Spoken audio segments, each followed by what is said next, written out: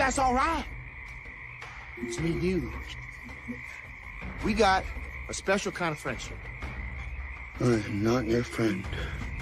Sure you are. Fishing buddy?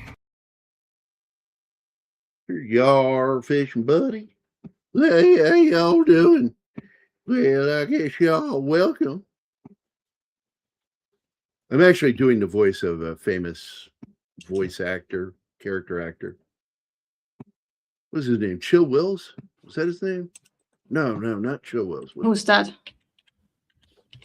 The last thing I remember him doing is I think he played the Sheriff of Nottingham in Robin Hood by Disney.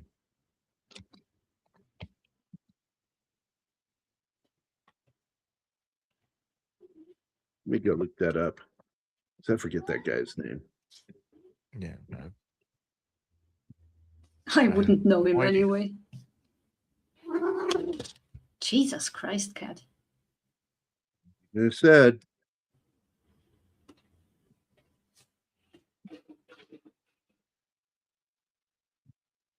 I'm looking for the cast. There it is. He had such a great Pat Buttram was the Sheriff of Nottingham in the Disney cartoon. That might be who I'm talking about. I need to see his face.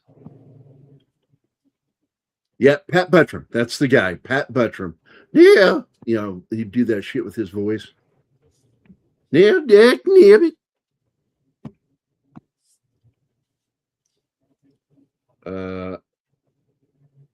I don't know, Gary. I did or want TJ say anything, so I'm not a super long time member, but was wondering also. Yeah, this is 2 shows in a row that he's not here. It's weird. Hope everything's okay. I know he's in that part of Europe that doesn't have air conditioning, so they don't need it in Sweden. They have summer for like a week. But it's a metric week. So it's longer or what? Shorter. Shorter, I don't know. It's just a stupid joke. Pat Buttram, yeah. Yeah, Mr. Haney on Green Acres.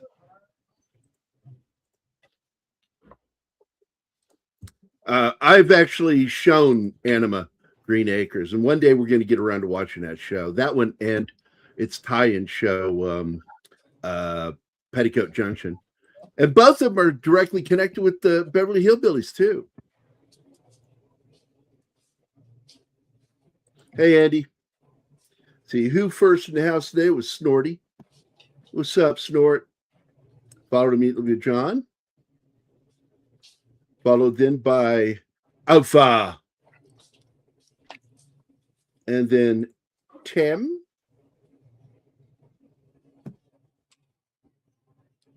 And then Andy.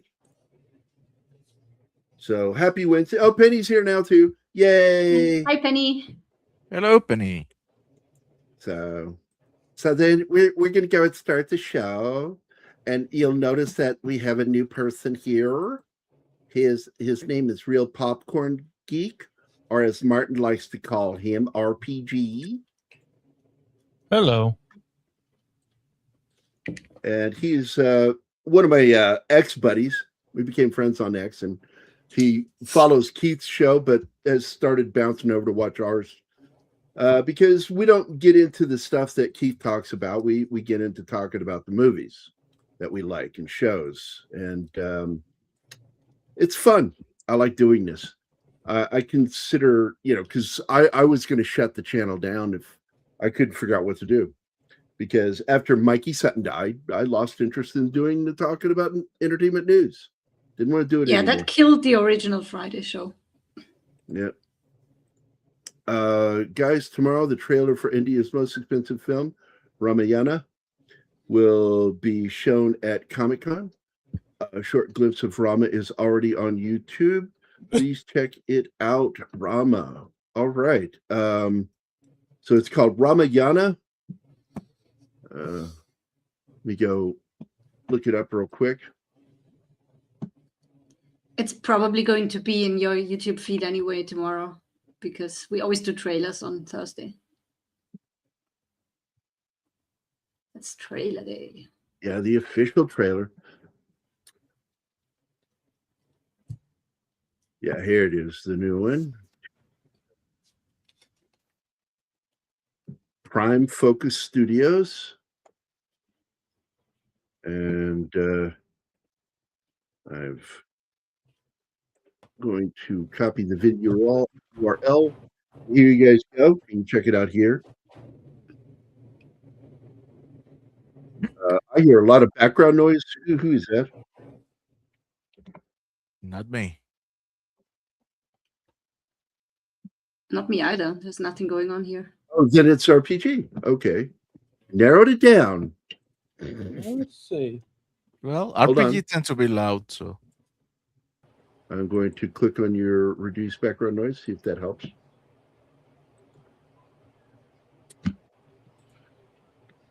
Oh, backdoor promo. Gotcha. Breach. is it though? Now I hear white noise too, so it didn't help clicking on that. Is it though? I Well, just if went and looked at my pics from my last summer in Sweden to see how people were dressed. Lots of jackets. Even in July, also a super hot blonde female Swedish cop. Then I don't know what's going on. I don't know. My why he's youngest not sister here. spent almost a year in Sweden, and she said she really liked that summers don't really get hot there Okay, compared to Austria. That is. Here's the video for the breach. Cowboy, check around and see if there's a back door. Quick and concise. And we have our video for Snorri.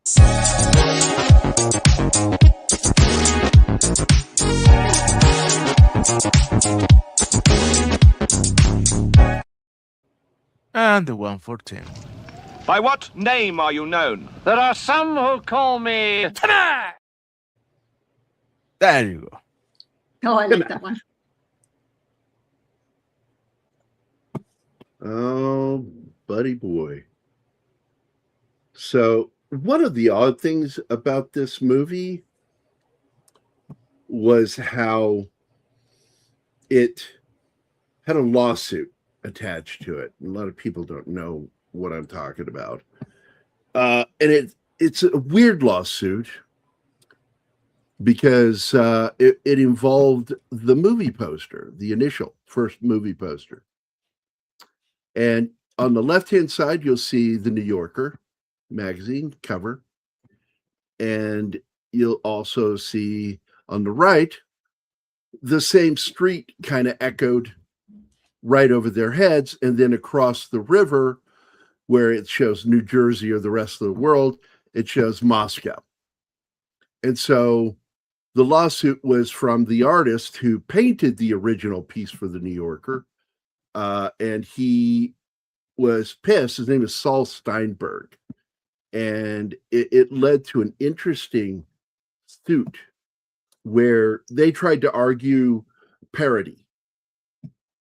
And they said the painting itself, the original, is a parody. And you're not doing a parody of it, you're parroting it. You just threw the actors over front of it. And you took the exact same joke that the artist made with his art, but instead of like the rest of the world, New Jersey and shit, you put Moscow. And that's the only difference. And so the studio was ruled against. I don't know if there was a financial distribution from it. I couldn't find anything on it. But what I did find is that they tried to argue two arguments. One, the argument of lashes and the argument of estoppel, which both those, Alpha knows what those are. And the e-stop defense didn't work, and which deals directly with the copyright. And then like lashes is making a legal claim, a lack of diligence. That's it. A lack of diligence on the part of the person making the allegation. And the defense tried to say that why did you take over 6 months to bring this to the studio's attention? And the judge says, I'm looking at the paperwork right now, and it predated that by 6 months. The fact is they had to wait for the release for the lawsuit to move forward. And so that 6 months that you're saying that he was delayed in making an allegation was actually just waiting for this lawsuit to move forward. So no, that's not an argument. You have no defense. And is that it? Is that all you're going to defend yourself with? Yeah, decision made against the studio. Yeah, equitable remedy. But what the other one, lashes, as I recall, is that not dealing with the period, a reasonable period of time to bring forth a lawsuit, to bring it to the attention of, either the company, and that you're going to sue them, and of course you date the day that you address the company, and then, well, I guess I'm going to have to sue you, and then of course you get a lawyer and you have all this proof on paper. You create a paper trail, and it really is. Oh, it's absolutely a ripoff. Not only did they rip it off, they fucking used the New Yorker font for the movie poster, which you can see right here. It's absolutely. They didn't change anything. It is the exact same angle. Oh, they made one building at a 45-degree angle top. Whoop-de shit. The shadow is exactly the same. It really is a ripoff. Yeah, it's a straightforward ripoff. What they should have done is hired the fucking artist who did it to do the movie poster, and probably wouldn't have become anything. Estoppel is an equitable remedy, and it really is a ripoff of the New Yorker cover. Let's see, what is this? And now New York City might as well be Moscow. The Bolsheviks have taken over. You have to say that like Palpatine. The Bolsheviks are taking over. Yeah, there we go. The word is limitations. It deals with not the equity, but the period of time taken to bring it forward. So there you go. We have Snowdy asking the real question here. Will Google go out of business if Gambit isn't here to look things over? I don't know, man, because like he's the only one that really uses them for cut and paste. Hans Zimmer doing music for Wikipedia, Ramayana. That's interesting. Oh. Yeah, That's but he's on the droning now, so I don't have high hopes. No, You my son goes. you really need to listen to the Formula One score. Oh yeah, it took out one beat. He took out one beat, skipped a beat. Totally different now. Yeah, that worked with him. Ice Betty. Limitations is my favorite book in the Bible. That was good. Let's see. Trying to make sure I didn't forget anything here. I mean, it was this estimated budget of $500 million, make it India's most expensive film ever. Big question: will there be a big dance number in the third act? Well, it's an Indian movie, so It will. odds are yes. It will have one. Lots of dancing and singing in Indian movies. Yeah, I watched an Indian remake of American film, and I can't remember what the movie was. And they had a big dance number in it. And I was just like, my brain just fucking lost itself. It doesn't know where to go now. Conan was disappointed when he discovered the limitations of the enemy's women. Oh. You showed me a scene from a Snow White movie where they have a Bollywood scene, and it weirded me out. Oh, the one with Lily Collins, Phil Collins' daughter. Yeah. Yeah. And, that was so weird. It is really weird, but it's an okay film. it was not your typical fucking woke drivel. Hey, it's D. Bud Martin, Vanilla Ice's latest song, Back Door, Baby.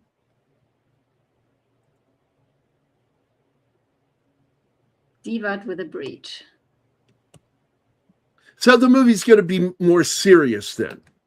I like that. I've got it marked. After the show, we're going to watch the trailer. It comes out tomorrow, Gary. So all we have for now is a teaser. No, I've already looked at the poster, buddy. It looks pretty cool. I got to be honest. It really does. Hey, Clay. Hello. And hello, Diva.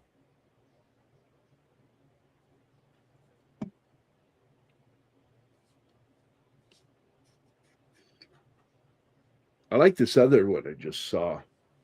I don't know if that's another poster. It's very cool. It is Rama in front of a waterfall. That should be good. All right, yeah, I'm going to check that out later. So back to the lawsuit. They lost. The studio lost. And I think that's why for a lot of the promotional material after that, they stopped using that one. And they went for the one that we used in our thumbnail, which is him standing there with a bag of junk from New York City, an American flag and all that shit. So, but that is really the only controversial thing that I'm aware of from this movie.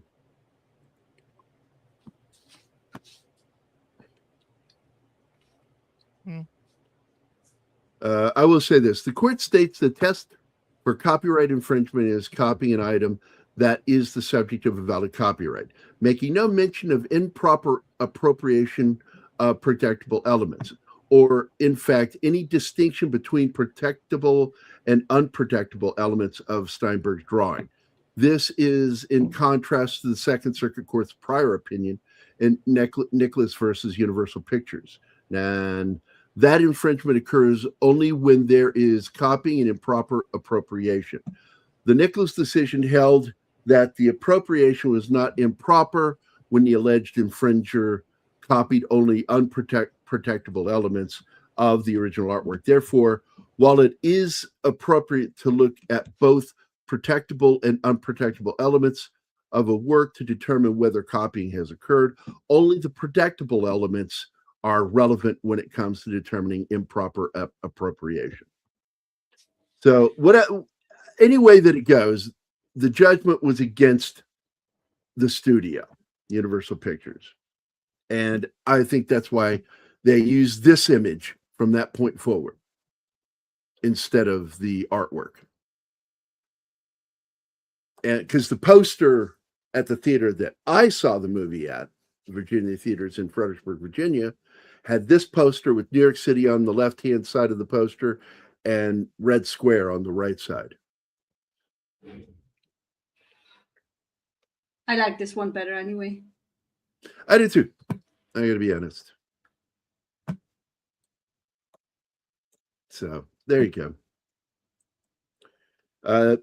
Popcorn Geek, did you get to watch the movie? Yes, I watched it for the first time today, before the show. What'd you think?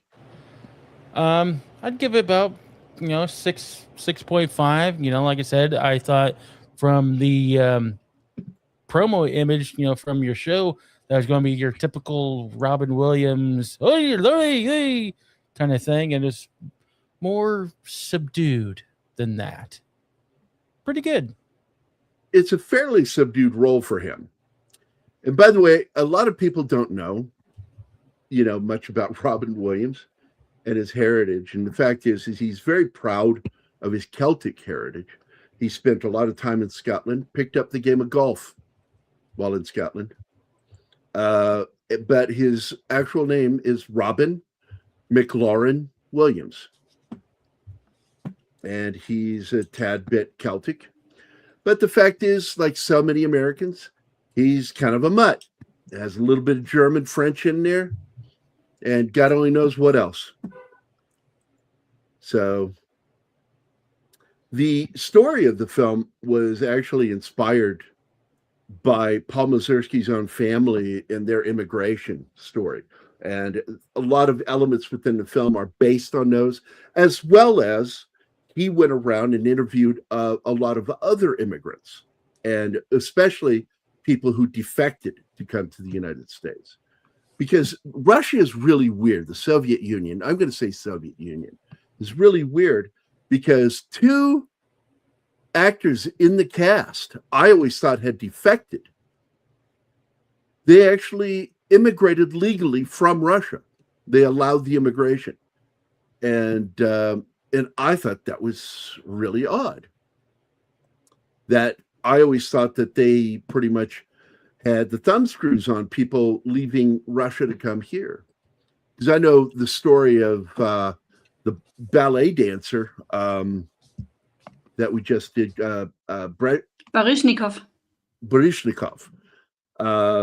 He fled Russia and sought out asylum in the United States. No, he went to Canada first and then to the States. Which is, well, either way it goes, he was terrified of ever going back close to Russia, and which is part of the reason why they shot the film with him, White Nights, in a different country and not Russia. Well, shooting in Russia is difficult per se because they're not very cooperative. Not if you're a member of the Stasi. This is why Vienna stands in for Russia so often. And in case of this movie, it was Munich. And but all the actors, the extras were Russians. Well, there's a lot of all those line scenes, those were Russian extras that were hired because Mazursky believed that only Russians would know how to stand in line correctly. Also, it was filmed in summer, so they had their swim clothes on under the coats. It must have been miserable to stand there for hours in the heat with wearing all that, with fake snow and that shit. My girlfriend was born in Azerbaijan, SSR. Her family left as soon as possible and moved to Little Odessa in Brooklyn.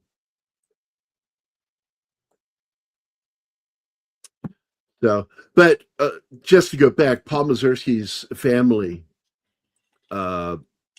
immigrated here, and so from Ukraine, right? He wanted to tell that kind of story, and so his main focus from the very beginning was to not do a comedy, but to do a film about life and find the comedy within the real situations. Which is why this film is not like laugh my ass off kind of comedy. It's not. It's a more real life kind of comedy. And Williams seriously prepared for that. He spent a year learning Russian and to play the saxophone. Robin Williams was so deeply committed to his role as Vladimir Ivanov and by the way, I explained to Anima, Americans tend to say Ivanov and Ivan because that's we're taught in school. Ivan is what we call Russians. Ivan's watching. We're being spied on by Ivan, and but his name is actually supposed to be Ivanov, and I have trouble with that because of my upbringing. But anyway, Vladimir is his name. Hell of a fucking name. And he spent a year immersed 5 hours every day speaking Russian. And he actually got so good that he was able to do entire scenes conversationally with the actual Russian actors. And well, he would also talk with them. If they wanted to improv, they could improv because he would respond to them appropriately. That's why it sounds really so natural. He really knows what he's saying. And I love that. And on top of that, the motherfucker learned to play saxophone for this movie. Now, he didn't learn how to do just the fingering. He learned to do the breathing. He learned to play the saxophone. Now, I don't think it's him playing in the soundtrack. I believe that was overdubbed. But I have no doubts he was probably really he was really playing. Because I caught in the scene when he's at the blues club. with that old blues guy. Yeah. He's actually playing the saxophone. I'm pretty sure that was actually him, the sound too. But in the other scenes, especially when you just see the mouthpiece and nothing down from there, that is somebody else playing. Also, his breathing doesn't match with the actual music. It does in the blues scene. It does, because that's actually him playing when he's on the stage. I like these scenes. Oh, but the first scene, not even knowing what you're in line for. Yeah. Like, but what is this line for? Is this for toilet paper? The first line makes no sense, where he's in New York on a bus giving directions to a stranger. They shouldn't have done that. It gives away too much. It gives away the film. It gives away that he's there at the end, now helping somebody else. And yeah, that because was pretty stupid. the film is basically a long flashback. Yeah, and I don't like that. I think that we should have just come in. And it completely ruins the fact that it's actually his friend who wants to defect, and then he doesn't have the nerve for it. Ruins, Brian, ruins. Yeah. Peter Parker's landlord.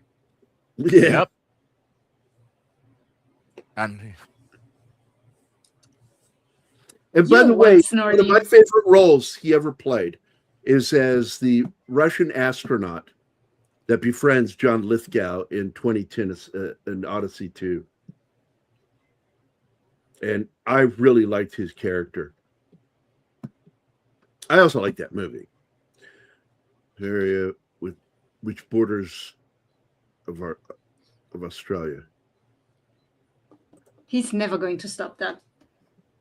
Now pronounce Ivanhoe. The pop-up targets on the rifle ranges were called Ivans. That's right. They were little green plastic outlines of Soviet soldiers with a red star. Yep.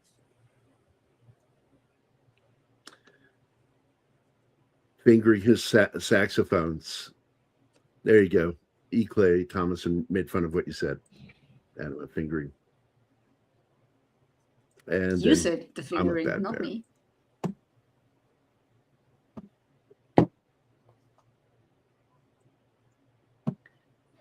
Don't you put your naughty words on me. Oh, man. So Mazursky originally considered actors like Dustin Hoffman, Richard Dreyfuss, and Nick Nolte. He ultimately chose Robin Williams because of his rare ability to deliver both comedy and dramatic acting. Maria Conchita Alonso made her American film debut as Vladimir's Italian girlfriend when she's actually Cuban. And, but she's great in it. I still like her in the film. She's great. When she cusses him out in Italian, that worked for me. That sounded authentic. Told him to go fuck him, fuck him in the ass, is what she says. Fuck you in the ass. Filming locations, despite the movie being deeply rooted in New York City history, the famous defection scene takes place in a crowded Bloomingdale's. Many of the frigid Moscow scenes were actually shot during a sweltering summer in Munich, Germany. Hundreds of Russian extras wore bathing suits under their heavy winter coats to avoid overheating.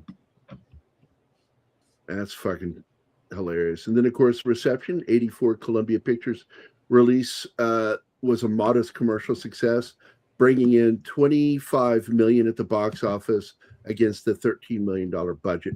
And it also was in that early market of home video. Because I remember when it came out on VHS. I'm sure it did well on that. I wish they would give us those numbers. The only one it comes close is the numbers, which I can check. I hadn't checked it. I can go there right now.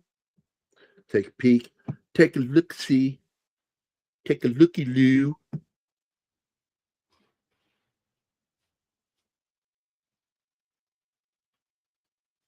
Hello. All right, I'm at the numbers.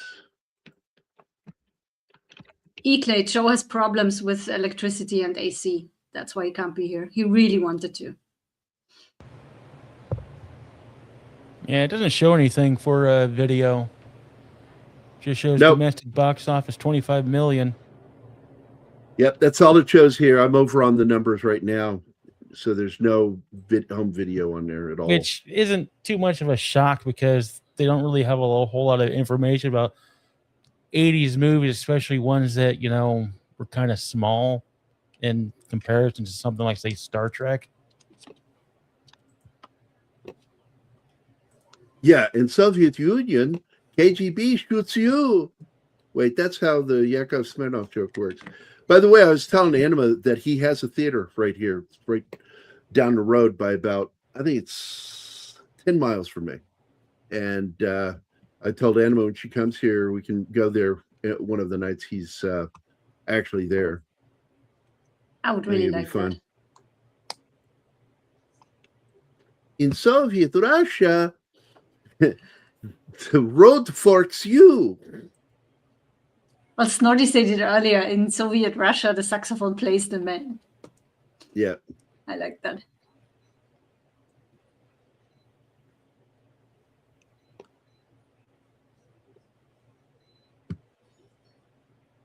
Yeah. Yeah, if they discover something that becomes popular, absolutely. If you can make money off of it, try to make money off of it. IMDb did it too. I almost said it like Joe said it. Now, if you want to see the user reviews, you need an account. And to get an account, you need an Amazon account. So I went like, fuck it. I'm on Gary's account now. He's been in Branson for like 30 years. Puts on a good show. Yeah, he does. His theater is really huge, too. It looks really huge, yeah. The images you showed me yesterday. Yeah, I gave her a video tour of the stage in the auditorium. It is really big.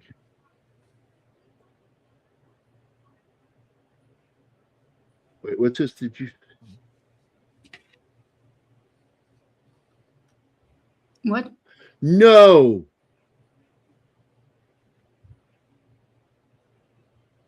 No, I had not heard that. It's in the private chat. Oh yeah, it has been on Twitter and Facebook all day, but I've not been on at all today. They beat it. They kept it secret until they beat it. I guess you were right, Gary, when we watched his show, and you said he starts to look not so good anymore. I just thought he was showing his age. I wouldn't say awful, but... Now, this is a Russian actor here who's been in a lot of productions. And he's been a Russian star for decades before this. If they were forthright and simply said they were going to a subscription model, that would be fine. But they first tried to claim a software update caused them to lose all the features. Yeah, that's a lie. That's an outright lie. I agree. It's shitty. I have to refresh coming in here. I'm sorry, I'm having some problems. I'll be right back. Okay. Okay, right. Thank you. Just waiting for someone to respond. His fucking internet. It's really bad lately. You need Russian internet. Something like that, yeah. I mean, the number of times that I have to drop down the stuff that we're watching and bring it back up because it starts roboting, it's ridiculous.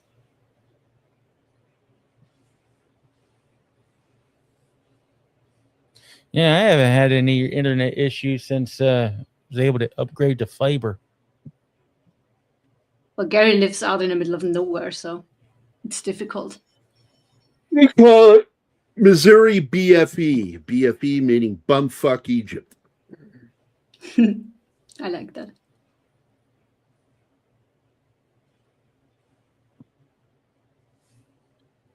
You kids in your private chat.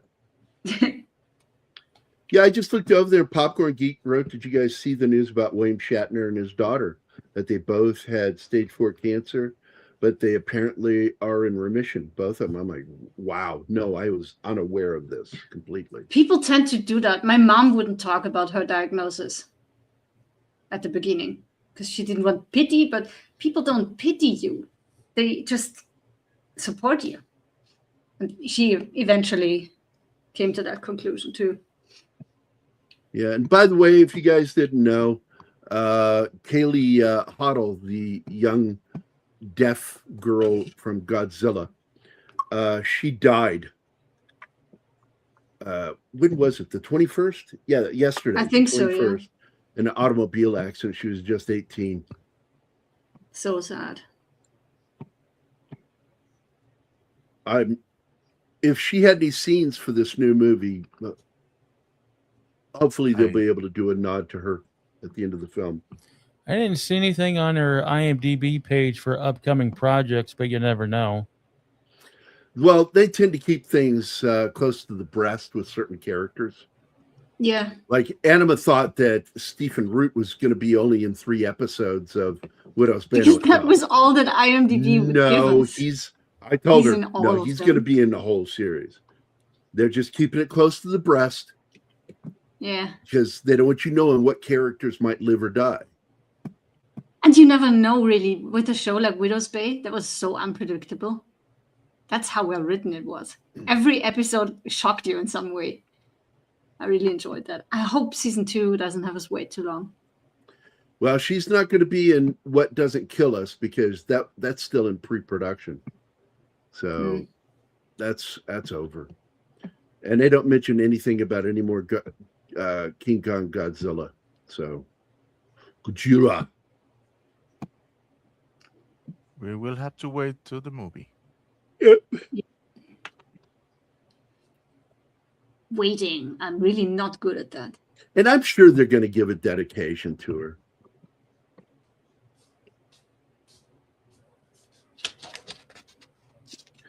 Yeah, I love the way his family is so animated and funny, his grandfather. Juggling with toilet paper.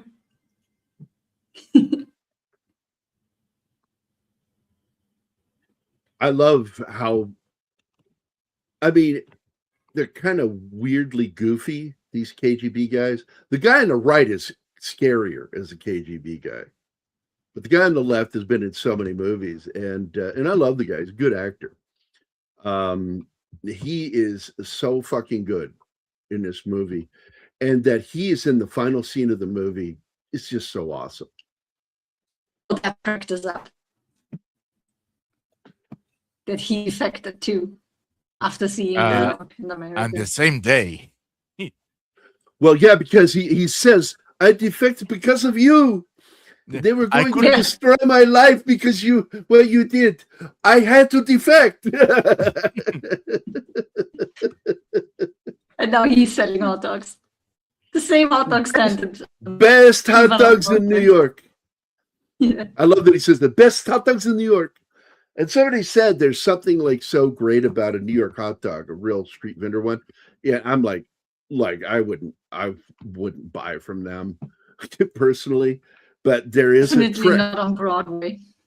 There is a trick, which is that first thing in the morning, they split hot dogs and put them into boil.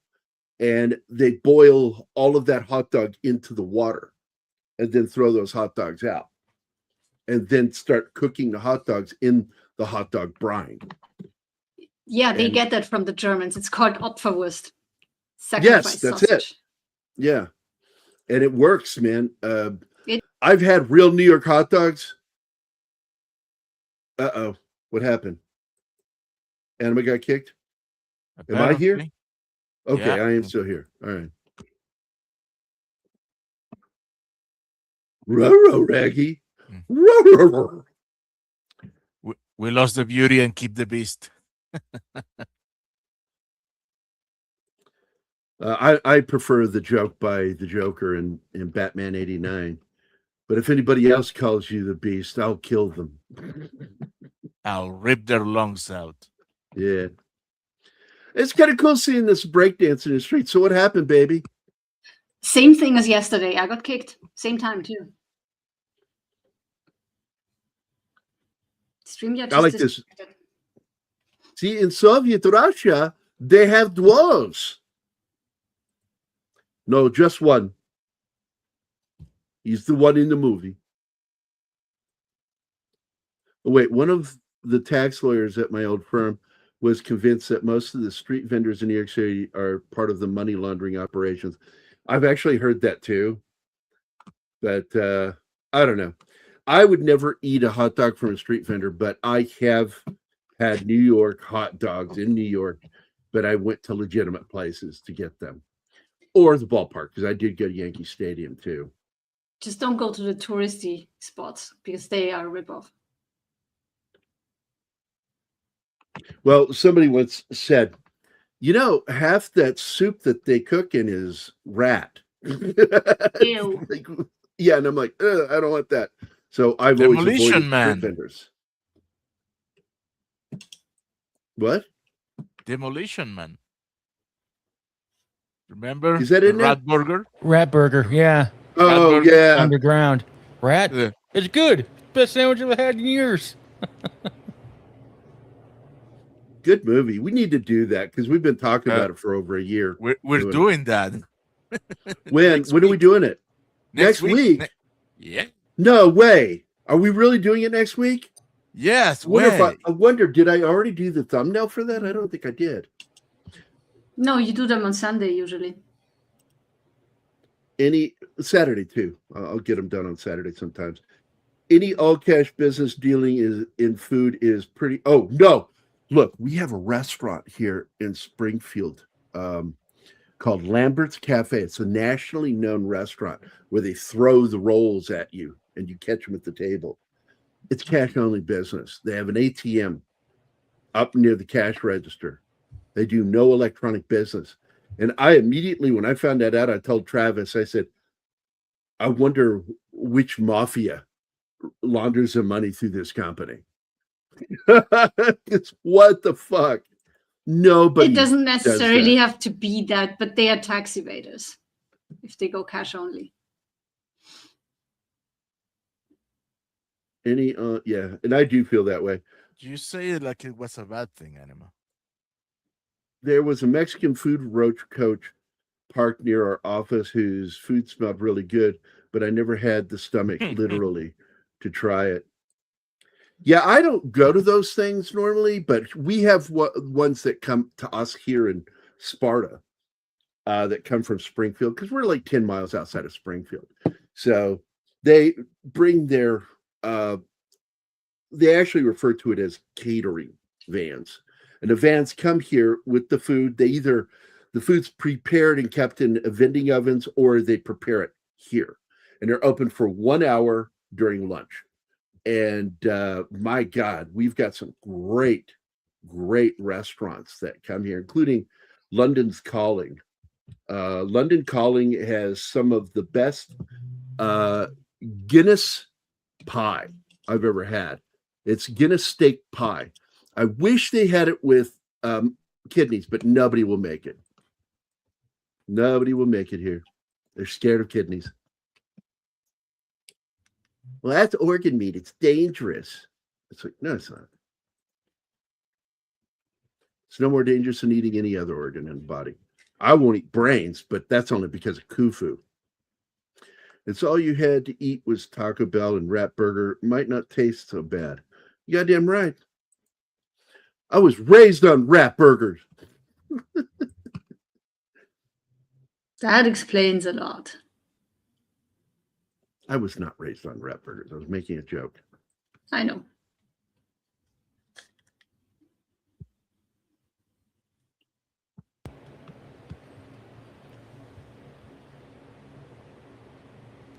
You unmuted. You got something to say, Popcorn?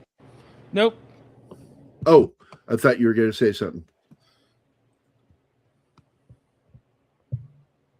Me love steak and kidney pie. You goddamn right. I have talked to Mac for 30 years about opening a pub together and serving traditional food you would get in an Irish or English pub, including steak and kidney pies.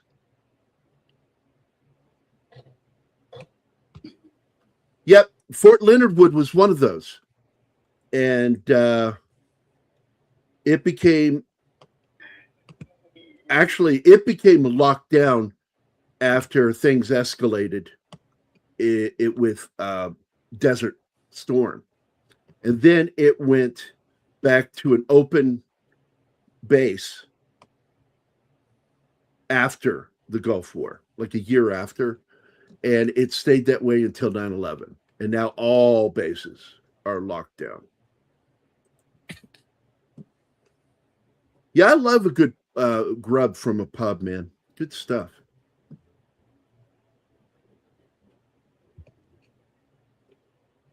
They weren't Italians, they were Romulans.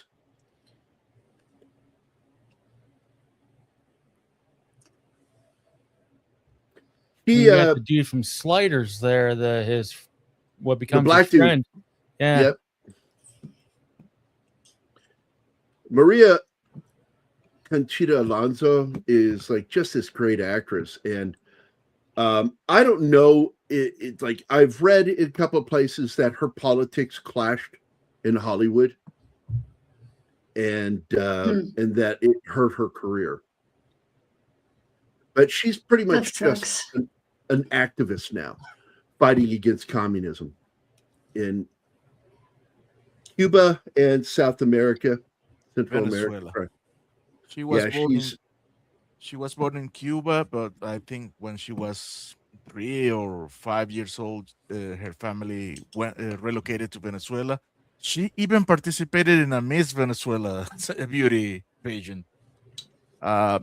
And he became acting there as in soap operas. And then she got her opportunity in the States, in Hollywood. And she's been there. She's been there This since. was it. This was her first movie. And Alejandro Rey is also a favorite of mine. He was the main guy character in The Flying Nun. And I became a fan of him on that show. And he plays Ramirez, the attorney that, basically is there to protect immigrants. And then you get to see his story at the end. I love that. Walks up on a beach. In a raft. He arrives in a raft from Cuba and wanders up onto the beach. And a guy getting a tan gives him like $20 to go get him something. Drinks. And he just walks away.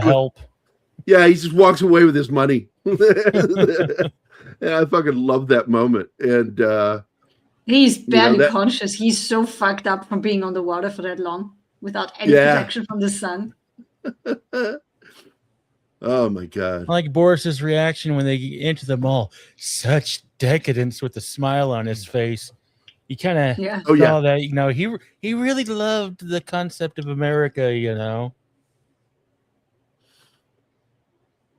Yeah. There's another funny scene that hasn't happened yet, obviously, because he hasn't even defected yet. And it's so funny the way he defects, like, this was not his intention. No. It just fucking happens. No, his intention was to buy a pair of jeans. And he's holding them during the whole thing. He doesn't let go.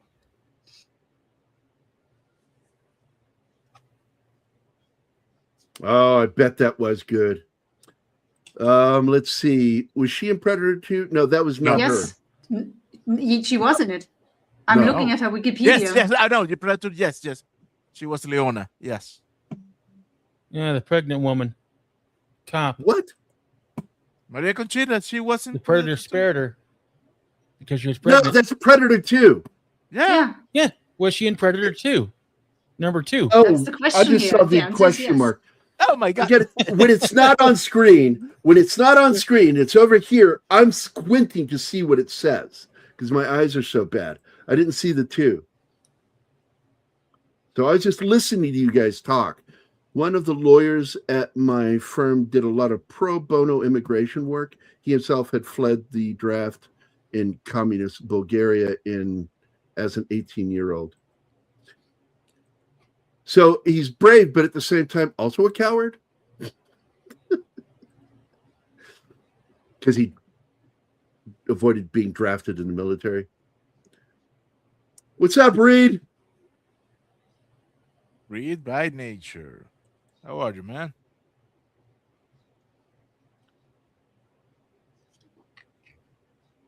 Yeah, it's like if it was left up to the black dude, this guy would have not been able to defect. Thank God for the gay guy behind the counter.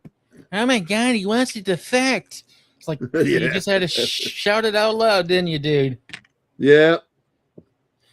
I like it when he calls Boris a bitch. Yeah, it turns to him and goes, bitch. Hi, Reed. It's gonna be like $150 for that and $120 for this.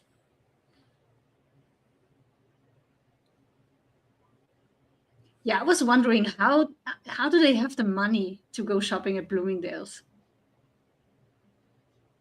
Well, some people, when they come to America, they come over with money from other members of the family and friends because they want stuff. Yeah, well, obviously, but still, that shit must have been crazy expensive from Russian standards. Hey, yo, motherfucker, the bathroom's over there. I like his reaction when he sees them in the room together. You know, he's thinking totally something else. Oh yeah.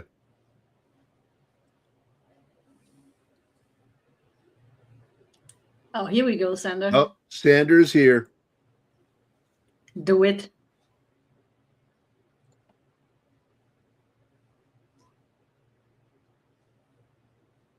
Or not, I guess. We're in the wrong studio. Oh. Not in the studio.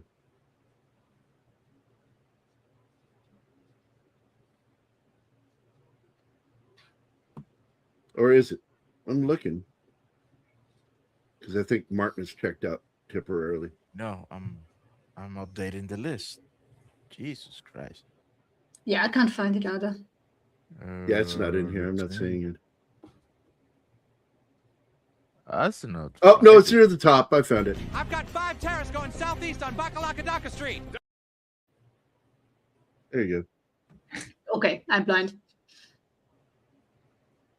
I'm blind. That's Now sing it like the mice. We Army of Darkness. We are blind.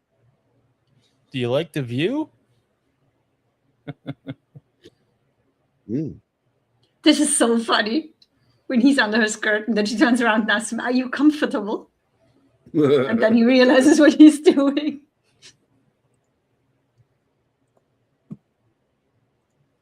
Yeah, that wouldn't fly today. No. That was your first mistake, E. Clay. Yeah, E. Clay, that'll teach you.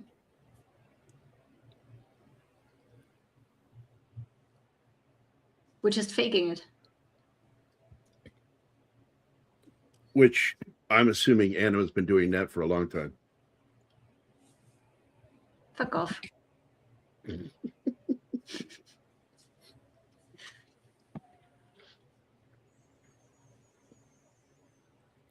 See, due to power of the garment industry lobby, clothes and shoes below a certain amount are exempt from sales tax, state and city in New York City.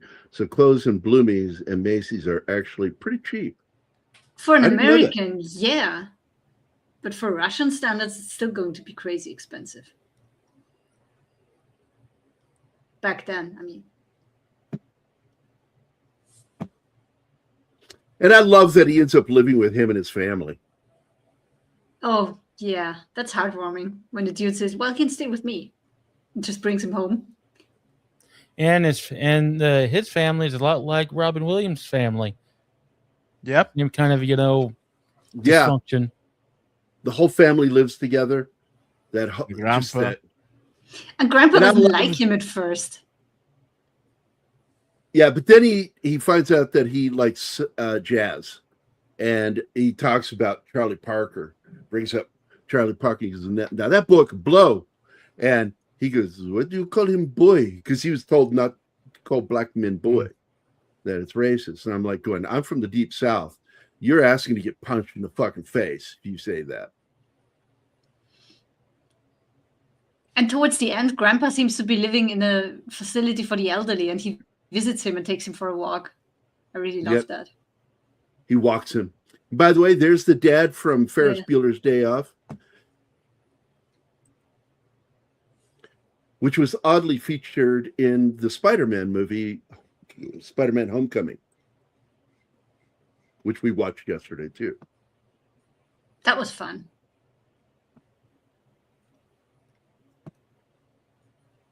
That is also the reason why I ended up being up so late. Yeah, I'm from Alabama. I like that line. That's actually a really good line. Because it is really, if you lived in the South like I did, and you go someplace like New York, it can be off-putting. But like, I'm from Fredericksburg, Virginia, which is a city, but it's a small town city. And we have D.C. 50 miles away and Richmond 50 miles south of us on I-95. North of us, D.C. on 95, Richmond on 95, 50 miles south. And like Richmond at one time was the most violent city in America. Like, yeah, in Virginia. It beat out, St. Louis, New York City, and Los Angeles. But so when I went to New York, it was, I don't know, it just wasn't weird to me because I spent so much time in D.C.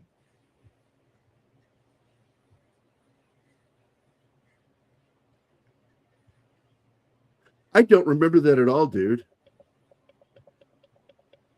I'll look it up after the show, see if it rings. I mean, I'm not trying to make a joke out of this because you said jingle, but I'll see if it rings any bells. In Soviet Russia, Union label looks for you. I really want to take her to see him, Yakov. Richmond is fucking awful. Like when Charlie, our Charlie, he's been on the show, told me he was going to move there back in the 80s. And I'm like, why?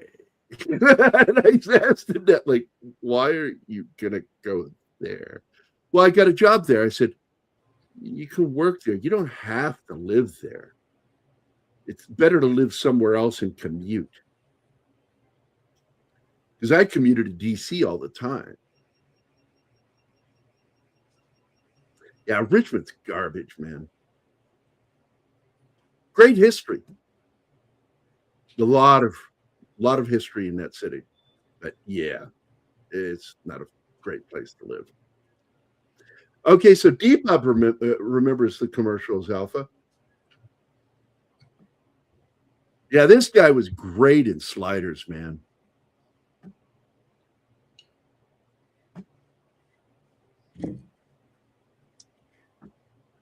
There, he's still holding his jeans. I don't know if he ever paid for them. By the way, has anybody heard any news on the new Sliders series, if it's still happening? Nope. I didn't know there was a. It got greenlit, and then I haven't heard anything in months. Like, I think the last thing I heard was like not 8 months ago. I think it was December. Last thing I heard. It might have been January. But yeah, Derricks, man, he was in Sliders. Damn, man. He's been in a lot of shows. The Bernie Mac show.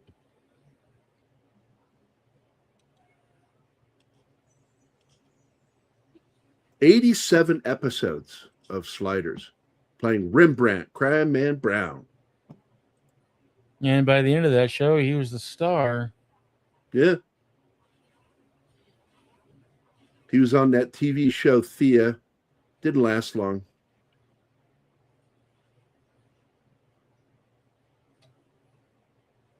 He was in a lot of shows, a featured player in a lot of shows that didn't make it. I'm glad Sliders gave him a good paycheck.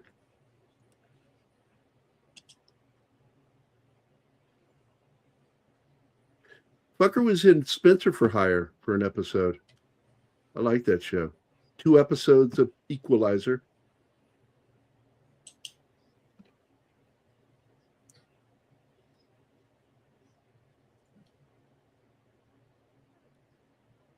Holy shit, he was in Fort Apache, the Bronx, dude. That's a movie you need to see, Anima. You will like that movie. Paul Newman. Yeah, good fucking movie. That was, to my knowledge, the first major role for Danny Aiello. Anybody remember that movie, Fort Apache, the Bronx? Yes. With Paul Newman? Yeah. Paul Newman and his partner, and they witnessed Danny Aiello and his partner throwing a guy off the roof. And the city's on fire over this incident. And they're trying to quell the fire. And then on top of that, you have this minor character, this whore, who's a psychotic that carries a razor blade in her mouth and cuts guys' throats with it. Oh, my God. Played by Pam Grier. That sounds unhinged. Oh, man. A little. It is a good fucking movie, though. I mean, look, like you've got Ed Asner was in it. His partner, Paul Newman's partner, was played by the dude from the TV show Wise Guy, I think it was, Ken Wall. You had Danny Aiello. You had Rachel Tickerton. Most people don't fucking know her unless you go, you know, the chick he was in love with in Get to Mars. Get your ass to Mars. She's in it too. Pam Grier plays the crazy psycho drugged up hooker cutting guys' throats. And I can't think Ed Asner is in it because he's her captain. Yeah, that Rachel Tickerton, she was also in Con Air. Yeah, bit part. I wish her role had been a little better. Yeah, she played the guard. Yeah. She's also in the movie Falling Down, which we're planning to do for Michael Douglas. She plays the fuck is her name? Sandra in it. Also, she's the reporter in Man on Fire with Denzel. Even though I hated the ending, I understood it, but I read all the books, so I'm like, man, that guy has many more adventures after this. Like, you can't just fucking kill him. But they did. And she's in that. She's the journalist that helps him. Hey, man, Canadian Spider-Man is here. Spider-Man. What? No way. Like, really? Apparently. Oh, man. We love you, buddy. You're a good dude, man. I fucking love that guy. Miles going to Hudson. Yes. This was going back. Yeah, 1984, man. And I had just moved back from Illinois with our son, Benjamin. Lori and I did. And we let Nana watch Benjamin, and we went to the movies, and we went to see this movie on a date night. Never watched Spencer, but I love Avery.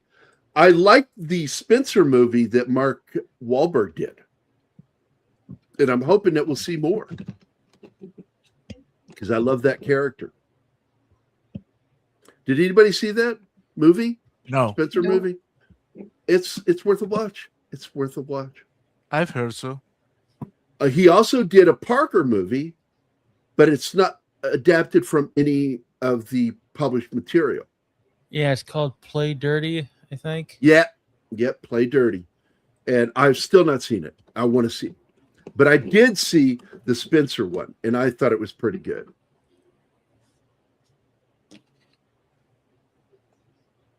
Yeah, Spencer for Hire was a great show, man. I love that show. Having watched Spencer for Hire and A Man Called Hawk, good show. Avery Brooks, man. Yeah, no, because that's what he was to a lot of us that grew up in that era, buddy. He was Hawk. before he was Cisco. But I considered, at first I didn't think he was that good of a commander. And it wasn't until the war started with the, what was that weird species? The something war that started around season 5, season 6. Oh, the Dominion War? Dominion War. It wasn't until Dominion War started that you got to see Cisco be a fucking combat commander. And when he threatened to completely wipe out an entire species if this guy didn't surrender, that scene, like even Worf turns and goes, "Wait, what'd you say?" Like he even got Worf to do a double take. Like, God damn, man. That impressed the shit out of me. And he fucking meant it. I will pull this trigger. No, he did it. He pulled the trigger. Oh, I thought he didn't do it. No, because the threat was he was going to make a planet uninhabitable for humans. Yep. For the next, I don't know how many years. Like million years or some shit. Yeah, It's he was to ridiculous. poison the atmosphere. And Worf, did you remember Worf turning around? Yeah, Worf turning around. What did you just say? Like, you can't say that. And I'm a Klingon. Yeah, but a Klingon raised by humans, living amongst humans. True. But he's still quite Klingon. And especially with his underwear. Because there are a lot of Klingons in that. Oh, Early season Cisco is a bit plain. Exactly. I thought he was bland. Once he was able to shave it, that's when, he finally became Cisco. I think that a lot like Patrick Stewart, because I've said this about Patrick Stewart, that every single thing he has ever starred in outside of Star Trek is actually Picard on an away mission or on the holodeck. Whether he was playing Sejanus in I, Claudius, or was in that movie with the vampires from space. Life Force. I said that was either an away mission or a holodeck event.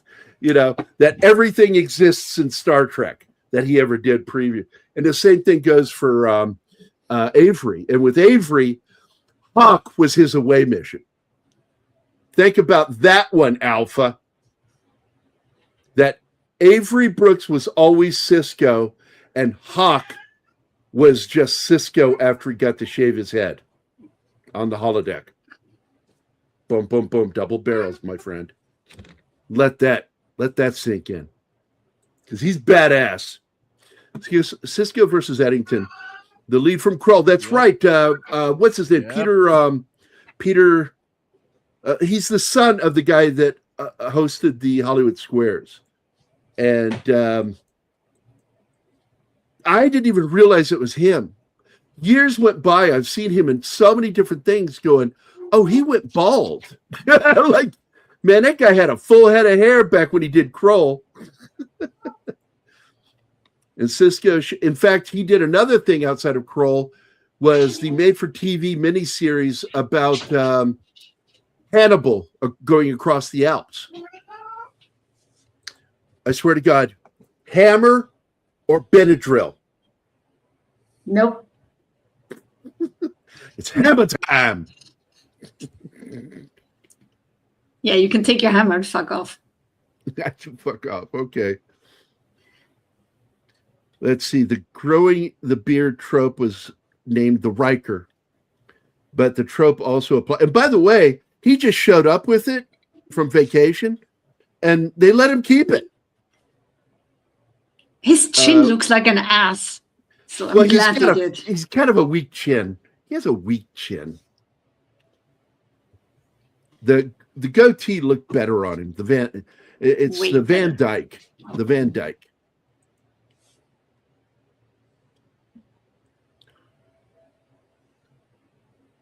Yes, because he wanted to know what it felt like to actually have a power.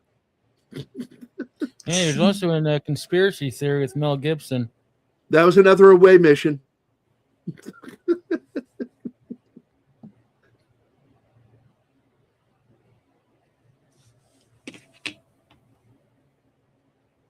Yeah, that was...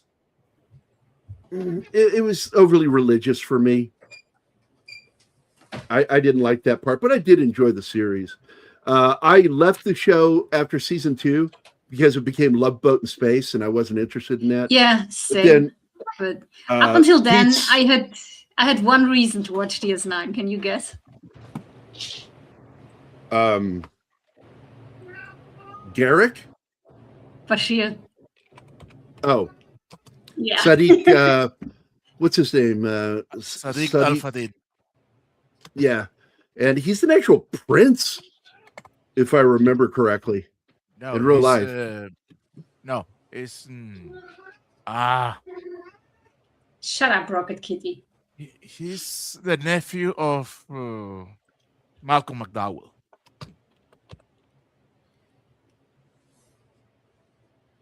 Yeah, he played Ra's al Ghul in the Gotham show. Okay, I'm going to correct you with what I said. Because of his paternal lineage, he has Sudanese aristocracy in the modest state. So yes, he has royal blood in him. Because I saw that in a documentary with him once, and I'm not misremembering. I remember him saying something about that. I just Hannibal remember how Lecter. good he looked. Yes, Hannibal Lecter. Okay, Jesus Christ. This reminds me of fucking Ridley Scott. When they handed him the script for Hannibal, he turned it down outright. And he said, I've already done Gladiator. Why would I want to do another sword and sandal movie? And the guy, his business partner, agent, manager was like, no, just read it. It's not a sword and and he just like, you're just being annoying now, Ridley. I think the story was he recognized the character was his spitting image. Plus, he saw an opportunity for a recurring role.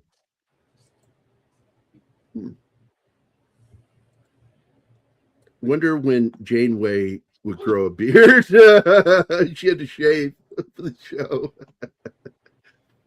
I think in Janeway's case, it would be growing merkin. Was anybody else pissed when Q started showing up on Voyager? Yeah. No. I just needed one person to say yeah. Anybody in the chat bothered by Q on Voyager? I hated that show. I like. Well, he tried messing with Cisco. It didn't go so well for him. He got punched in the face. It had many weak episodes, Voyager. Well, you got to remember, he didn't have to be in that wheelchair. He was in that wheelchair by choice. DS9 found its footing with season 4, and I didn't come back until season 6. And that was thanks to Keith. Keith convinced me to go back and give it a chance.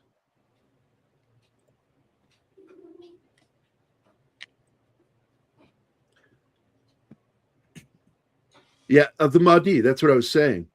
He's probably should have played Paul Atreides in Dune. I liked what you did there. I couldn't stand Voyager, but then I found out the reason I didn't like it wasn't the actor's fault. They were ordered by executives to underact so that it didn't make the guest star as that week's alien look weak as an actor. So he wanted all the actors, and the worst one for me was Kim. Ensign Kim. I fucking hated that. Zero character development. Stays and ends until the very end. But it's when they got together for that big shindig where they were at a con together, the whole group of them. And that got brought up. And apparently that executive is no longer in power, so they talked openly about it. And, oh, man, I was shocked to learn that. Like, what a stupid thing to tell your actors to do, to underact.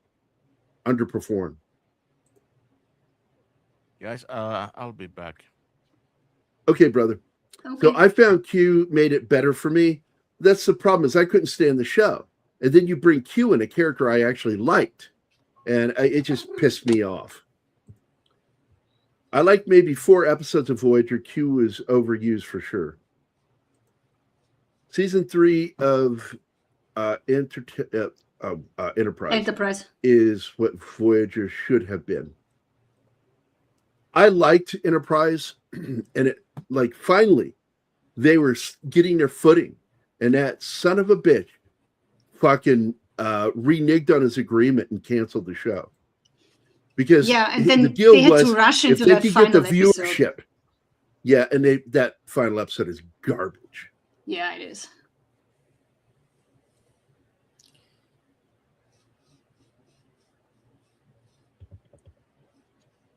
I watched quite a few episodes, and Neelix actually was my favorite character. Really? Yeah. Most people seem to hate the Neelix character, it seems like. I liked him. I like him, but the chick that becomes his girlfriend, I couldn't stand her. And she was a real problem. on She used to be the biggest thing. Neelix and she became like a crackhead in real life. Yeah.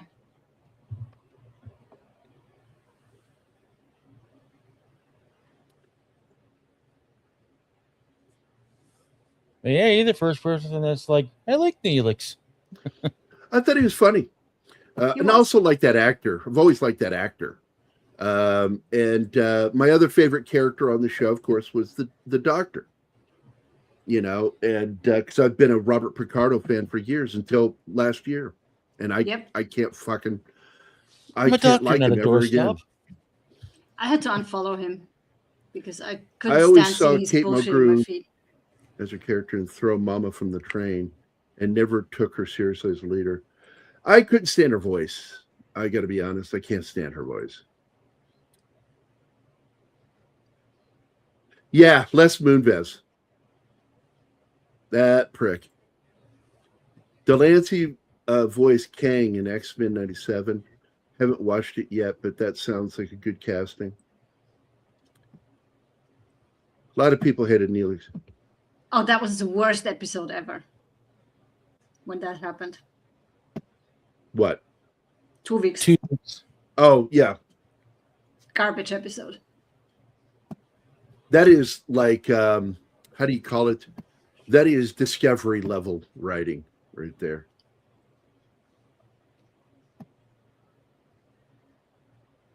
Yeah, when he went all in with Discovery and all that shit to defend Kurtzman Trek, I was done with him.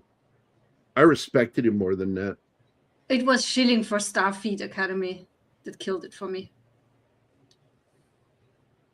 I like Chakotay a lot too, but I've also been a fan of Beltran since Eating Raoul back in the early 80s. Oh boy, I hope we sure protected the show from those nipples in this scene. And he's not even here to answer the question, so we'll just have to see. Yeah, just waiting to find out. Let's see if we get a nip slip. Nope, no nip slip. Yay.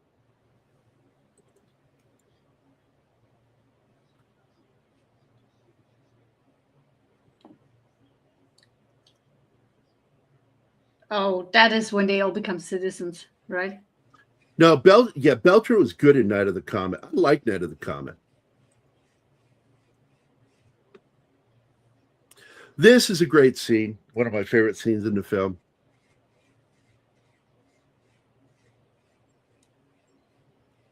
Yeah, seeing that always makes me feel weird because that is something I would never do. Give up my citizenship. And they bring up something that can't, it came from a famous speech by Teddy Roosevelt that he gave in New York, hyphenated Americans.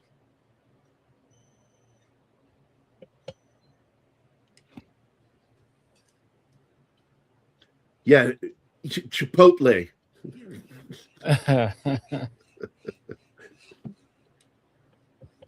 Yeah, I love that movie. I have that movie. I've been wanting to show that movie to Anima for a while. Paul Bartel, Mary Warnoff, fucking Beltran. It's a fucking crazy movie. Well, Buck Henry's in the movie. I really enjoyed the movie you showed me today. It was batshit crazy, but a lot of fun. Yeah, Anima watched Tucker and Dale versus Evil today. Oh God, are you all That right? movie is so crazy. Yeah. Those sick bastards are making her dig her own grave. And then in the end, it's all the one college kid that is insane. They It's apparently all took his some fault. kind of suicide pact.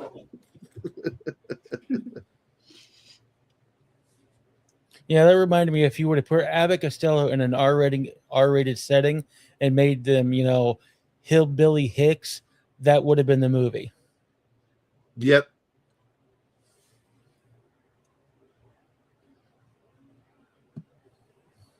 God, that movie's so funny.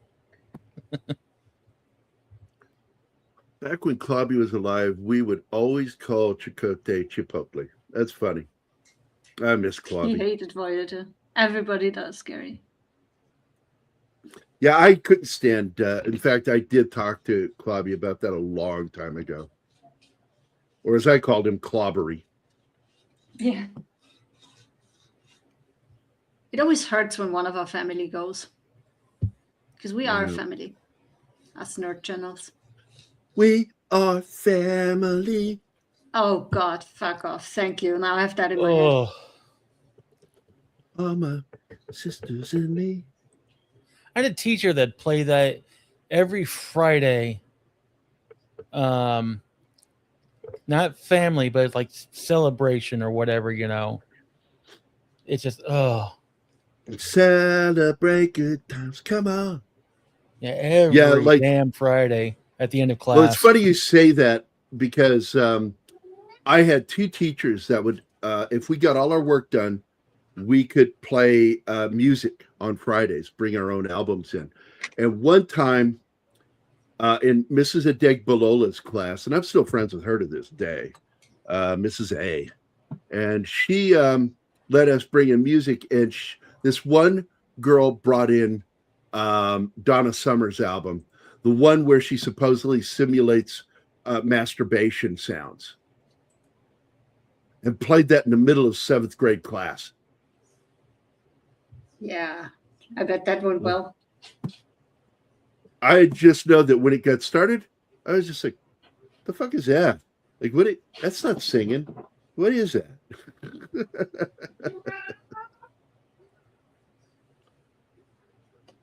I love the fight, and all the old people are watching.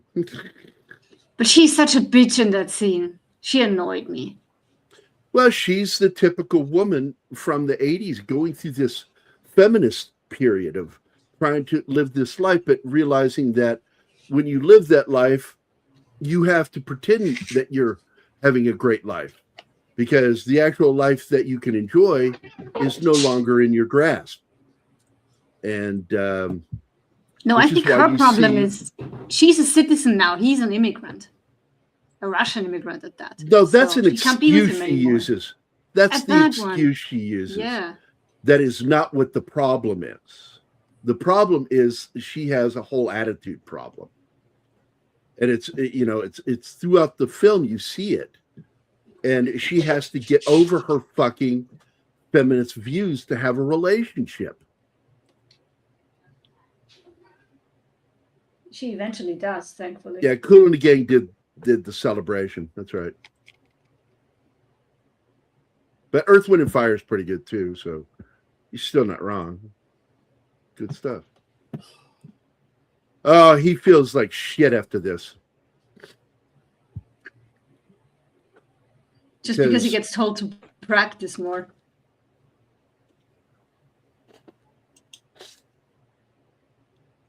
He's also super nervous before going on stage. He's not found his blues yet. And by the end of the film, he's found it. Even though he finds happiness too, he had to really delve down into the blues. to learn how to play the blues. And I wish that we'd had more of a scene that showed him find his blues for the film.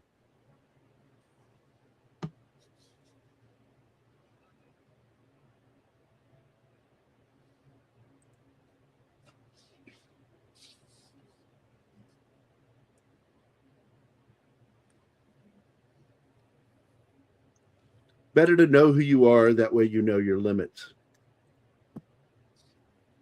He's so depressed. It's really sad.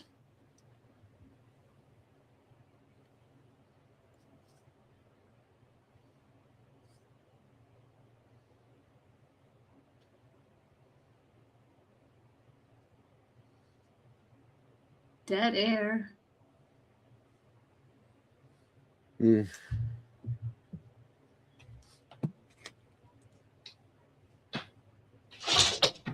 And a random couch out of nowhere outside.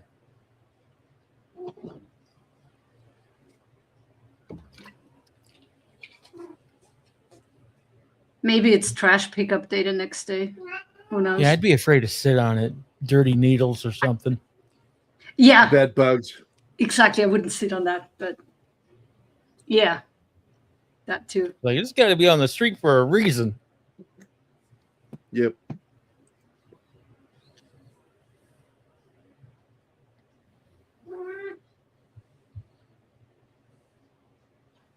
And I think, a lot of people expected by the end of the film to see, Anatoly.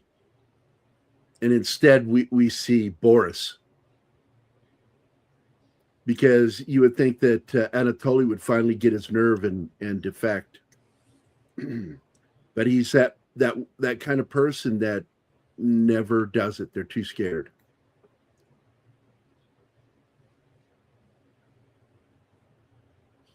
Also, the heartbreaking scene in this film is after the breakup and he's sitting there alone in his apartment and someone knocks at the door speaking Russian. Like, who is this? And he's afraid of the KGB still. And it ends up being someone that knows his family back home, and he brought a letter for him to read.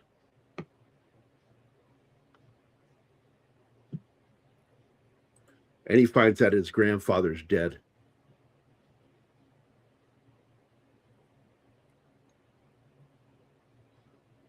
And then later on, he hallucinates seeing them on the sidewalk. Oh, yeah. Yeah, it had one great thing about that movie is that he learned how to do the, I'm going to use that word again, fingering on the guitar for the role. But you like he never that. learned how to play. Well, it's what it's fucking called. He learned the fingering on the upper neck of the guitar. He didn't learn how to play, but he learned to do that for the movie Crossroads. She looks like the little dwarf lady that makes the costumes for The Incredibles. Oh, yeah, she does. No capes. No capes, darling. I told you. Yeah, Steve Vai did the guitar work.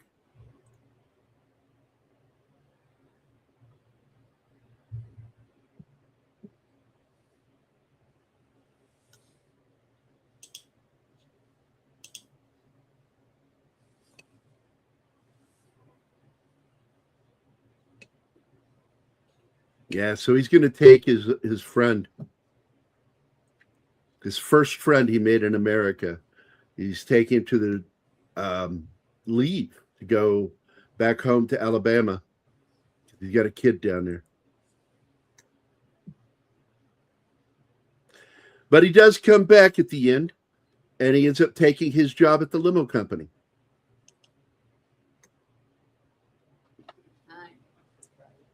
And he looks good in that driver hat.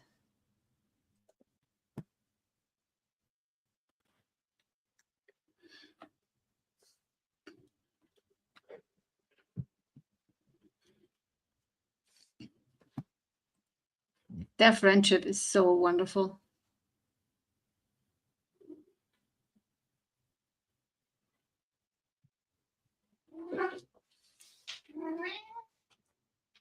I like Paul Mazursky as a director. I really do. But when I went over the list of his films, I'm like, wow, he did not make that many great films.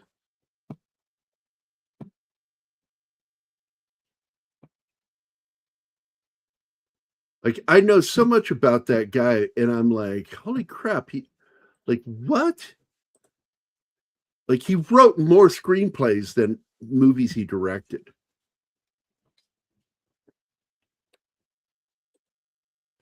And I'm just going to go through his career. First, short film, 1962, last year at Malibu. And then 1969, he directed the movie with Robert Culp, Bob and Carol and Ted and Alice, which was a, what do you call it? A women's lib, sexual liberation film. And I never enjoyed it. Then he did a film called Alex in Wonderland. I've never seen. I don't know anything about it. Bloom and Love, don't know anything about it. Harry and Tonto, on the other hand, I know that movie. Fucking love that movie. That's Art Carney and his pet cat. His pet cat's name is Tonto. And it's a good film. Ellen Burstyn is in it.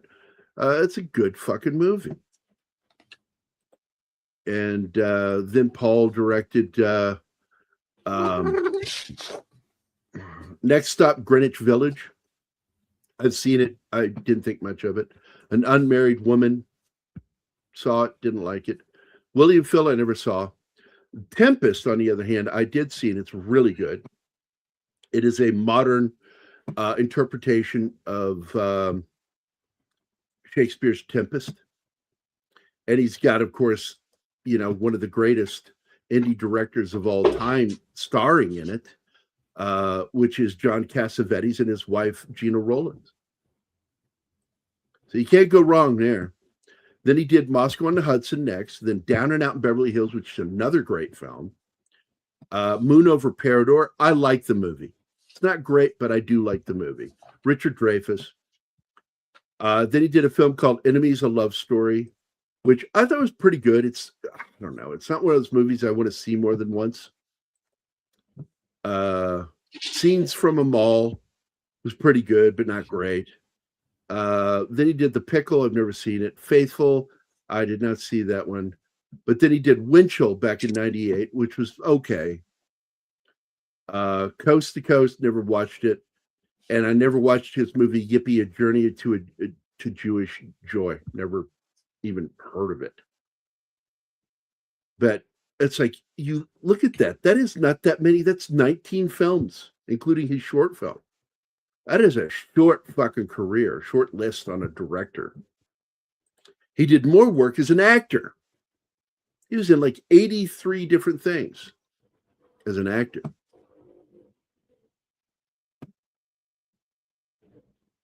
And he's a funny dude.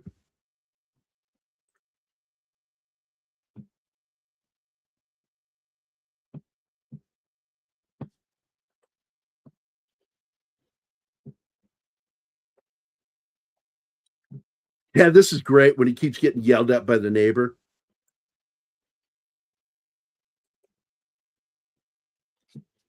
Yeah. They're not and into eventually jazz. Goes into the bathroom. Yeah. He hides in there. Yeah. I was expecting more pounding once he went into the bathroom. Pound, pound, pound. Yeah, right. We've all had neighbors like that. And the saxophone carries, so. I actually really liked Futurama's version of the story.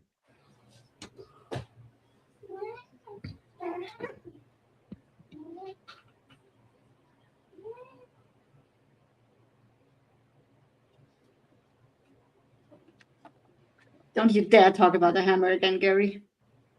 Hmm? Oh, she's just running around the apartment meowing. Yeah, she's like a 5-year-old talking to herself all the time. Yeah, pretty much.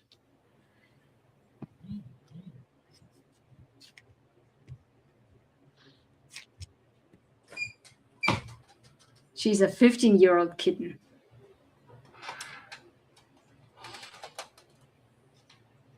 Yeah, John says, that's right, Gary. Don't talk about the hammer. Thanks, John. You tell him.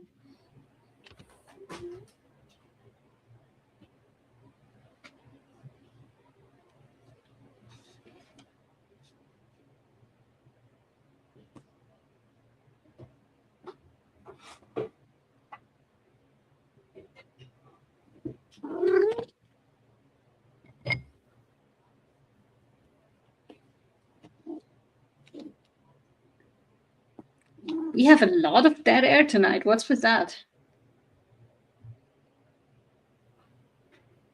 Are you all asleep, guys? I'm watching the slideshow. You can talk if you want. God damn.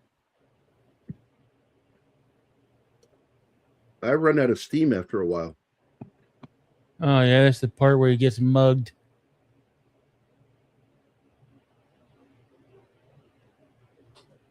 Yeah, that's when he almost wants to give up. I'm Russian, as if that really means anything. Why are you doing this to me? I'm Russian. Probably meaning that he doesn't own much to begin with. So why mug him? I don't know.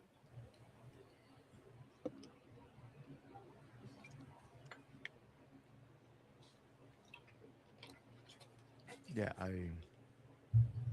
I didn't find much sense in that too.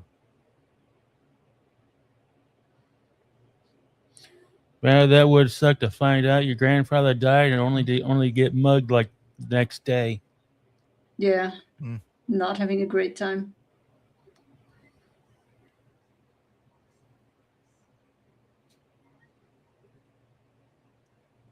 Three cats and 2 dogs. You have to pump up those numbers, John Whitaker. Those are rookie numbers. Yeah. How many are you having right now? At some point, I had 6 cats and the dog. And the dog, sadly, he passed away. Spock, yeah. Yeah. He was so cute.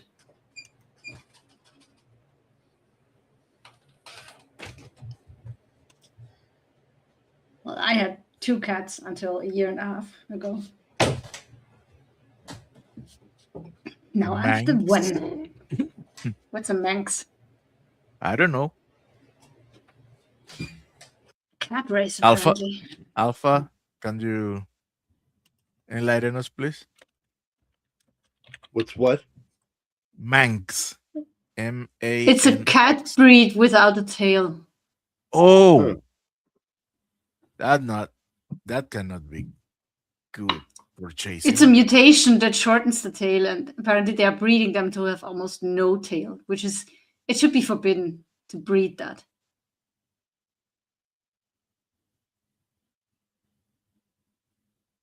Well, that's like in the case of the Sphinx.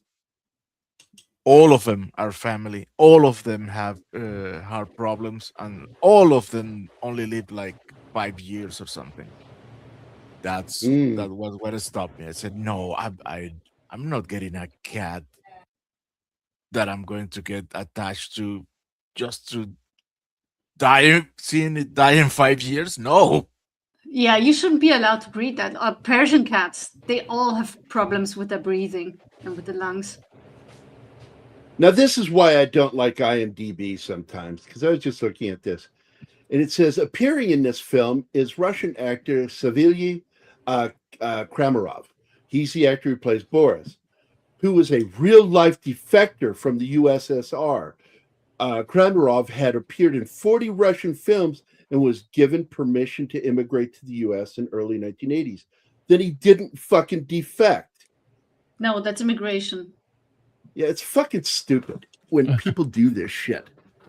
And I'm going to fucking correct this one. That's like the dude who gives him the letter of his sister. He was allowed to go. He didn't defect. He migrated. The Jewish dude. Yeah, but well, we talked about this. The weird thing, he was allowed only for 3 years. The fuck? A lot can change in 3 years. Because you had two. Go ahead. No, I just find it because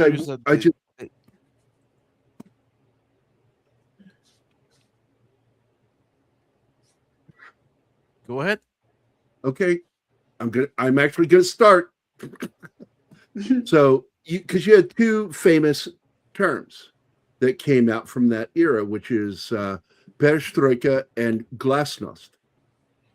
And the glasnost ended in many ways, led to the eventual fall of the Soviet Union. Because with glasnost, they allowed more freedom to the Soviet citizens and more travel, etc. But in the process of doing that, they also opened the doorway for internal criticism of the Soviet Union. And once that started happening, the clock began to count down to the end. But this is Boris again. And Boris is the guy who actually really did immigrate from Russia, not defect. I really dislike it when people write stuff on IMDb that's incorrect. I mean, they contradict themselves in their own fucking explanation. Yeah, I like the look on his face. Boris? Oh shit, I'm gone. Yeah. No, friend. I get annoyed when people misuse terms. Like they were all going about the refugees when in fact they were economical migrants. They weren't refugees. So anyway, perestroika specifically refers to the political and economic restructuring of the Soviet Union's state-run system during the mid-'80s by then leader Mikhail Gorbachev, literally meaning restructuring in Russia. The policy sought to revitalize the stagnant Soviet economy by decentralizing control, allowing limited free market operations, and introducing modest democratic reforms. And once that started, it was an open door for what happened with glasnost, which is internal criticism of the Soviet Union. All of a sudden, we began learning more about all the shit that was wrong in Soviet Russia. And it was bad. It was bad. And then, of course, that plus all the overspending that we were tricking them into doing with all of our programs that we were lying to them about, and using their intelligence against them. The space race? Well, the space race was part of it. Later on, during the Reagan administration, they were overspending on defense. And we're making it look like we're doing all this shit that we actually weren't really putting a lot into. And so they're overspending, and we broke them financially. That was it. I would actually love to have everything that's at the top of that bag behind us in that background. He's got some really cool shit in there. Yeah. One of them looks like a video game. That's a cute cat, Alpha. Oh, there is a video game in there. There is. Yeah. Saxon. That's a game controller hanging down. And Zaxxon, you can actually see the Zaxxon game back behind, right next to its face. And it's really good symbol of American consumerism. Yeah, I like it. And the whole I love New York bags. Like, oh my God. You know, Virginia, the state I'm from, tried to compete with New York, like with everybody loves New York. And I loved it when Dracula was still on Broadway and what's his name? The Italian actor that played Dracula. Bela Lugosi. He also played Italian. Franklin Jella? Yeah, Franklin Jella was playing him on Broadway, and he appeared in one of the New York's I Love New York ads. And they're huge. And of course, they were playing in my neck of the woods in Virginia because we had a lot of tourism that went up to New York because we lived on I-95. The I-95 corridor had a lot of tourism. So if you live close to I-95, you saw a lot of Florida, Virginia, and New York advertising. And so New York came up with I Love New York. And Virginia's like, well, we got to come up with our own slogan, which is Virginia is for lovers. And I'm like, gay. I Love New York fucking rocks. Virginia is for lovers is really gay, really weak. It's weak. Your kung fu is weak. So, but our state came up with that back in the 70s, and it stuck around. I hope it's still not there. It's just a dumb motto. Terrible, terrible, terrible way to advertise Virginia. See, everybody kind of goes through that moment after they live in a bad neighborhood for the first time, where your car gets broken into, your bike gets stolen. You realize some things are the same. Yeah. I always thought it would be a good basis for a biopic or a musical.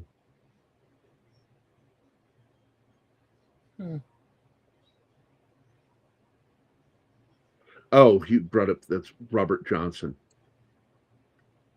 I don't know what that's in reference to.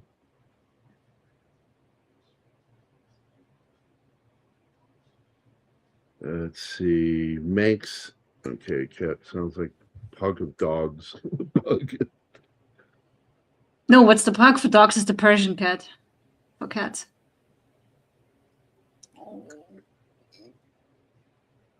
Oh, it was terrible, John. Alpha, is it still the fucking slogan for the state? It's just terrible. I hated it. Always did. Yeah, who thinks that's a good idea?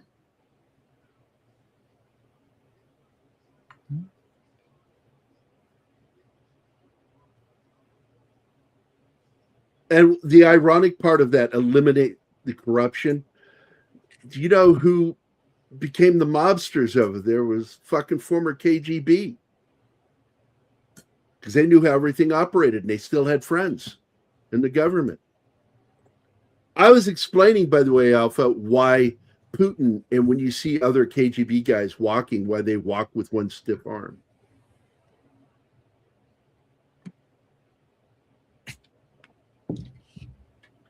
Yep. Absolutely. So, well, I asked Alpha a question. I don't know if he'll answer. But it is still the official slogan. Oh my God, that's just fucking awful. Yeah. I'm going to look it up real quick. Why are they keeping it? It's bad. Oh, it's fucking awful. Yeah, here we go.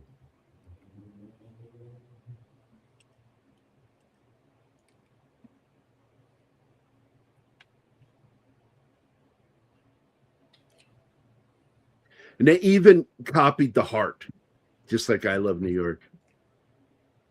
It was obvious what they were trying to do, and I thought it was really fucking stupid when they did it, and it's still being used to this fucking day. That is goofy. Yeah, Putin was probably still posing as a tourist when this movie was made. God. I love so many things about Virginia. The slogan is not one of them.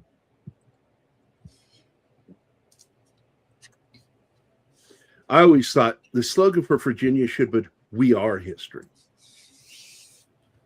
because it's one of the most historical states in the United States. Like, it is touched by every major event.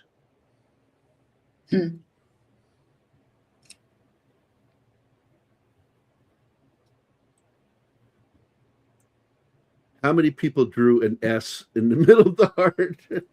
Losers.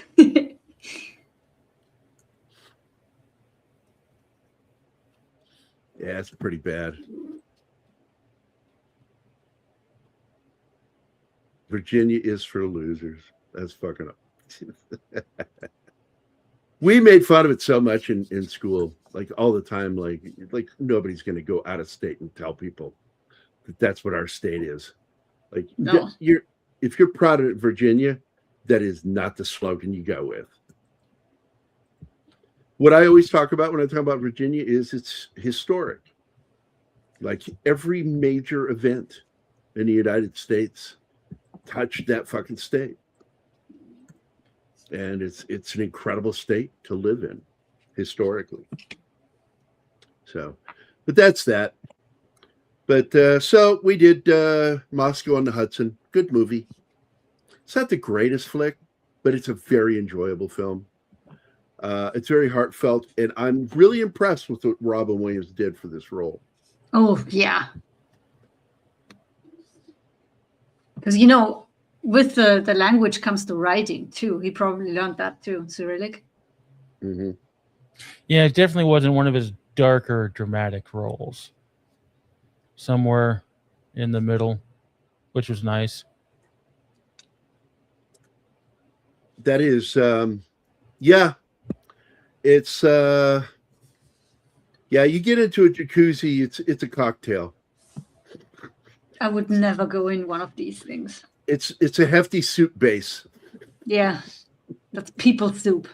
No, thank you. Virginia's slogan for the U.S. 250th birthday this year is something like "America Made in Virginia." That's a better slogan because it's true. Virginia is a great state. It really is, and I tell people if you've never been there, you should try. You should go there. It's a gorgeous state. I showed the mountains that I grew up around in Virginia, and it was like, oh, that is really beautiful. I know.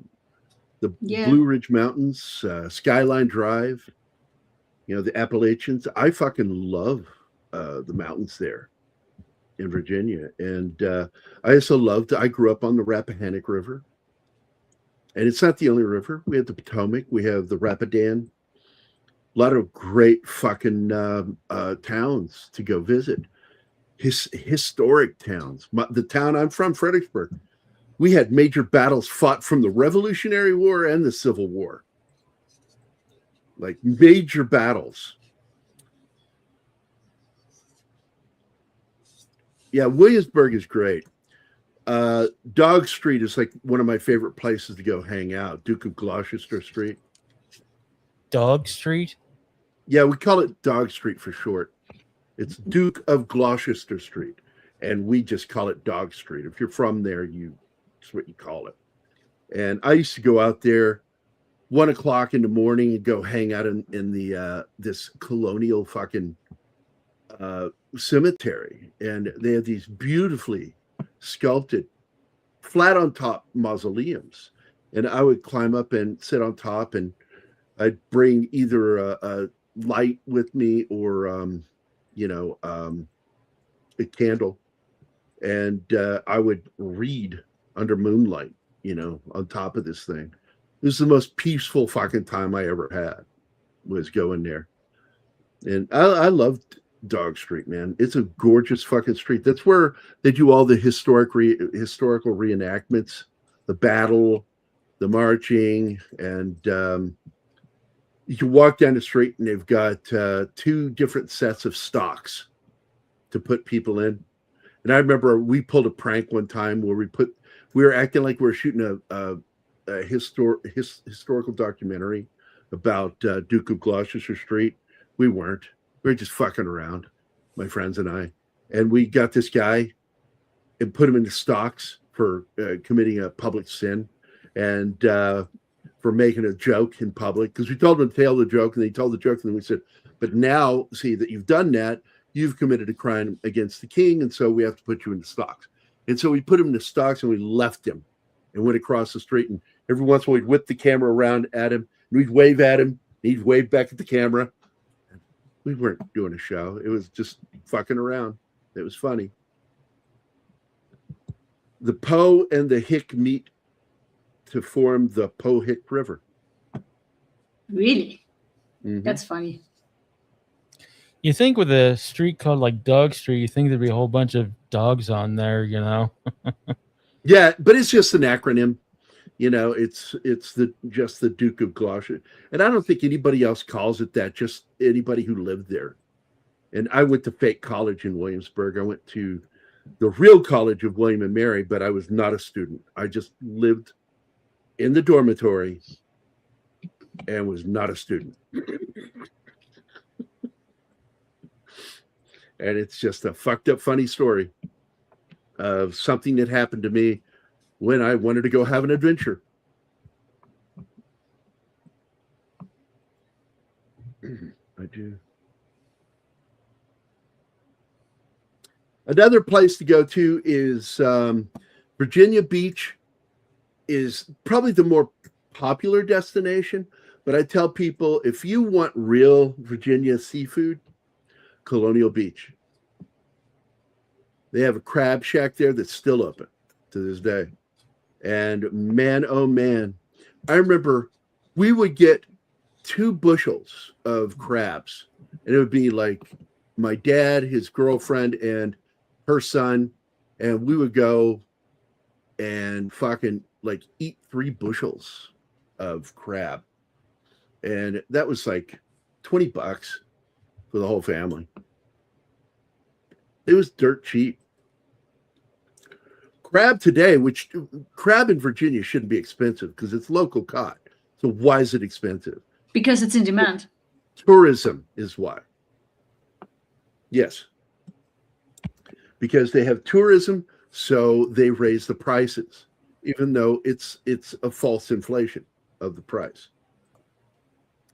So, but anyway, I do love eating crab, man. Don't like lobster, never have, never will. People go, taste, you like crab? And I'm like, yeah. You like shrimp? I went, yeah. You gotta like lobster. No, I do not. I don't like lobster. I don't like the taste of it. I love shrimp, and I love especially Creole and Cajun shrimp. And yes, I'll even eat crawdads if it's done properly. Because I've eaten crawdads my whole life. But yeah, man, I love seafood. Yes, Gary, the ghost tours of Williamsburg are awesome. Play people still alive in the 17th. Oh, man, yeah. When you walk down Dog Street in particular, you've got several places that are still operating. And they have reenactors working there, doing stuff. And one of them is the little pub. And it does open at night, and you can go there, and they actually do serve beer, but they don't serve beer during the day. They serve it's like an early version of ginger root beer, and I remember having that and really good. Oh, it's yummy. But they do the same thing in Fredericksburg, Alpha. If you ever go there, go to Kenmore. They have their kitchen there is been working for over 200 years. And they still serve gingerbread and tea. And it's fresh made with the original Martha Washington recipe. And it's fucking good. I don't mind lobster. Rarely eat it. I'm the opposite, buddy. I'm the opposite. I prefer one over the other. Hi, Ghostman. Vinkman's girl. I can't talk today. I'm burned out. I'm done. But we love you, Vinkman's girl, because you do so much to help support our channel, and we appreciate it. Thank you so much. She's always touting us out on X. And I love the creative ways she finds to tell people to hit the like. You hit that like button at the end of the show. Yeah, she does that. And while I'm saying it, don't forget to check you are still subscribed. In fact, we highly recommend. I learned this from Doomcock. If you are subscribed, unsubscribe and resubscribe, because YouTube is always fucking shit up. They're always finding a way. Yep. I'm subscribed to certain people, and I don't get any updates. And so when I notice a few weeks go by, I'll go to that guy's channel and I'll fucking unsubscribe and resubscribe. Just fucking goofy, man. It's totally, I think that was either Martin or Real Popcorn Geek. Somebody talking. I Last turned night on my phone. When he and I were stream. when he and I were hanging out last night, his mom came in. It was fun. It kind of reminded me of another friend of mine whose mom would interrupt our fucking shows. This is a major radio show.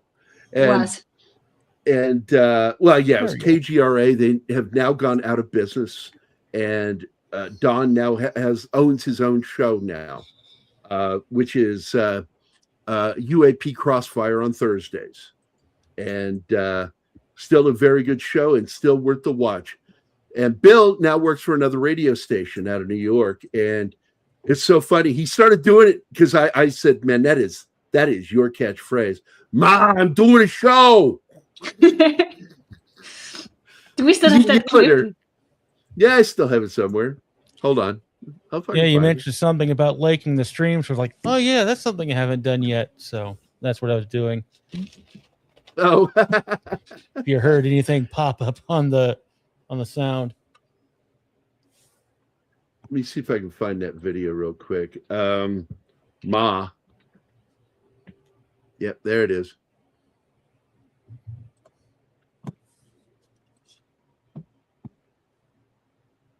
I'm doing a show.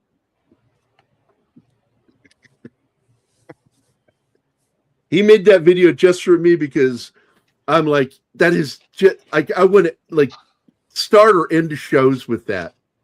But because we don't work with him anymore, I still hang out with him every once in a while. I miss him.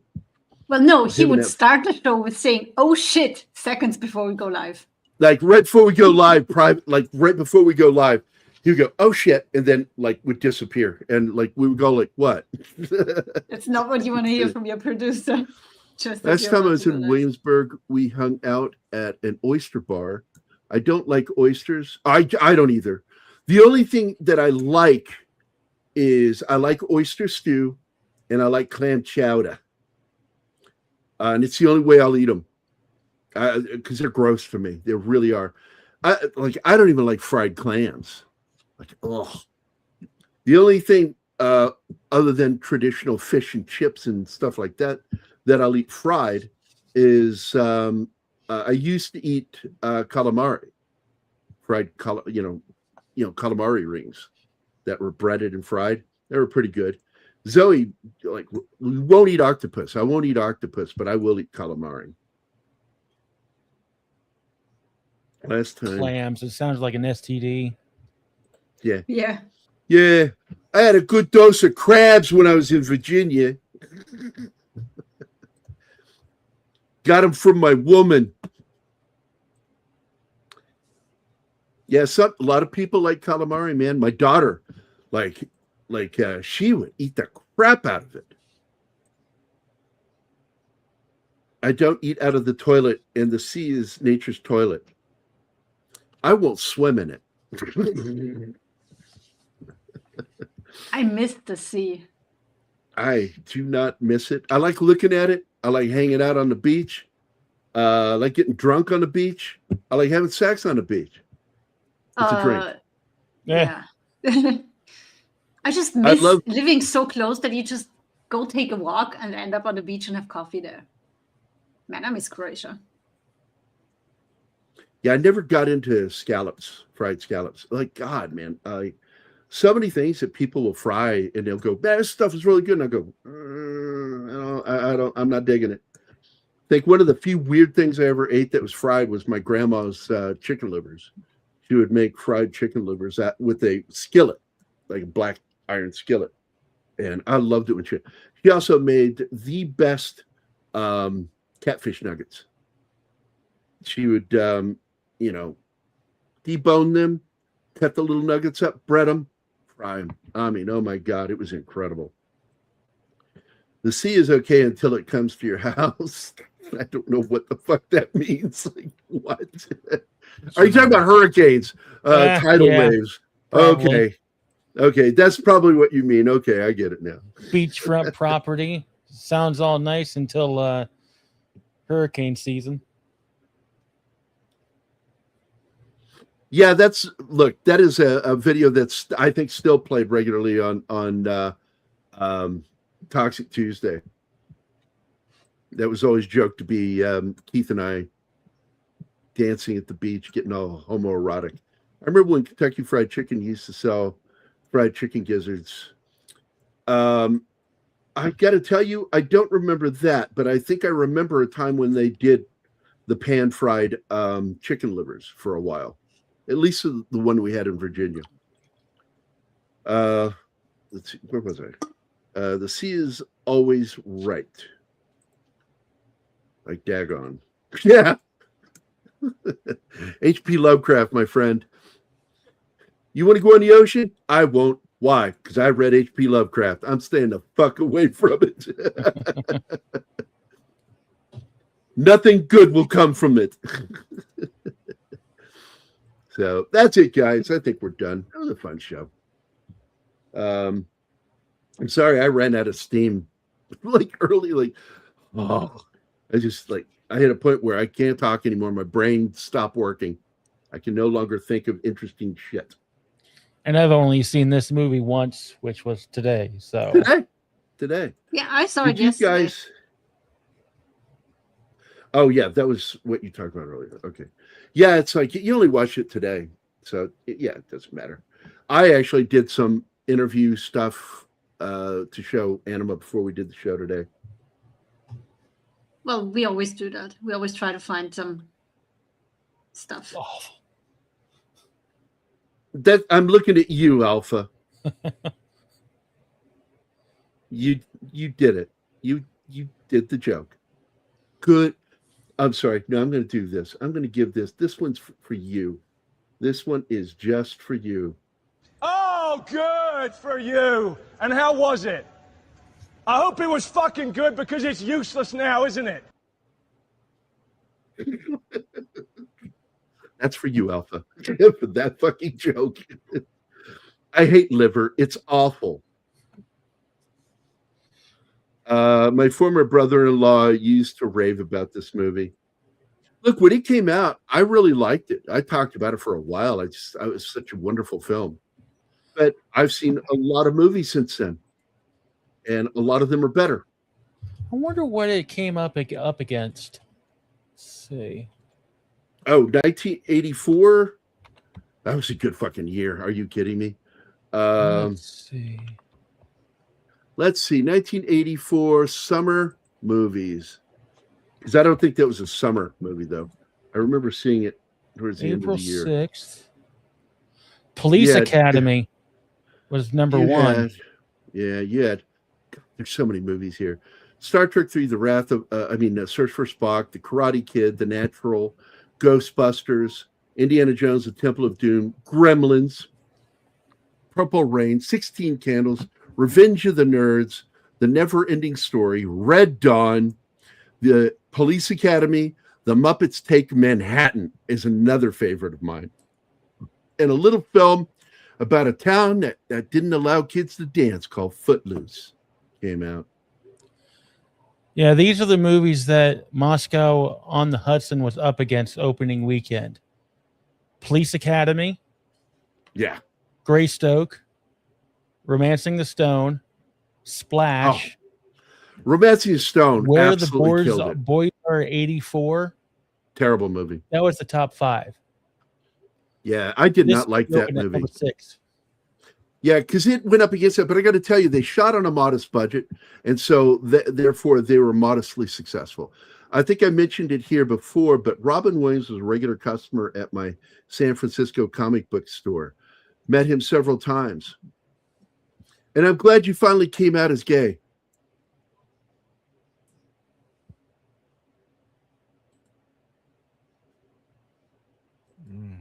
Nobody? No. Nobody. Okay. I left my heart in San Francisco. Have a great night, y'all. See you Friday, unless there's a TV thing happening tomorrow. Well, you never know with Keith. He might be talking about some cool-ass shit. You might want to stick around for that one. Yeah, I always look forward to the Thursday shows, and I'm always bummed whenever I get a message on Twitter, no show on Thursday. Like, aw, I always look forward to that. Keith has to go do black guy stuff.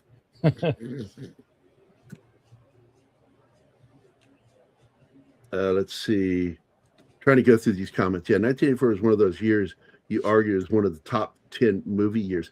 Yeah, because Tom Connors and I got into a discussion, not an argument, but a discussion as to, why 1982 is a better year than 84.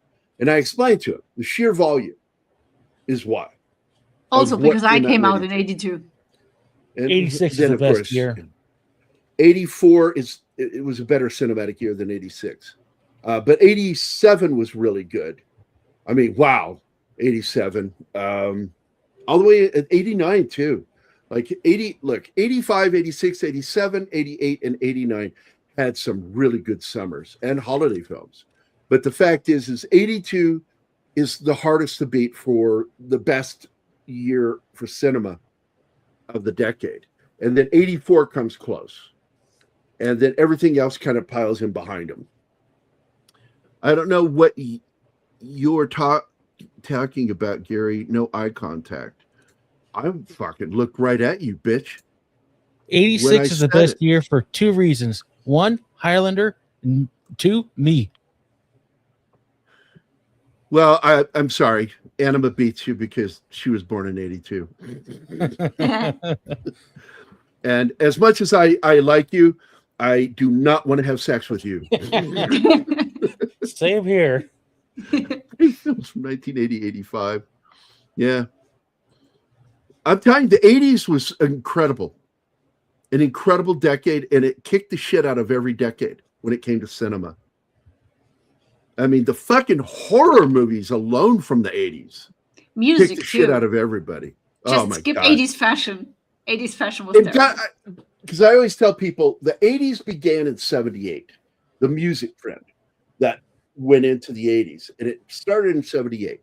And you had stuff like Elvis Costello, The Police, and they became the 80s.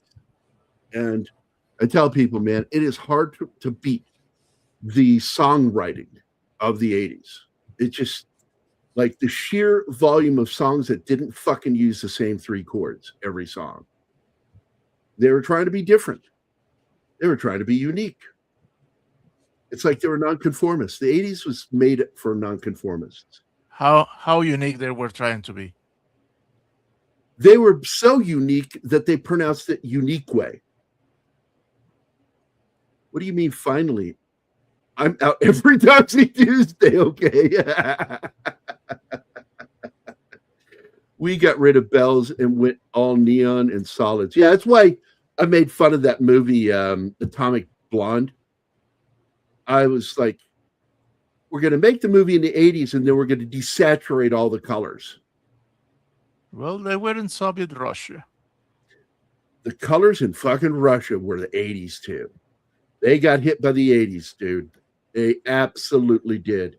Neon is not an American color. It was all over the world. Just like the ELO song, All Over the World. I'd still wear a members only jacket if I could find one. I never would. I think the only reason why Atomic Blonde got desaturated is probably because David Leitch wanted to try to separate it visually from John Wick. Yeah, and I think that was a mistake.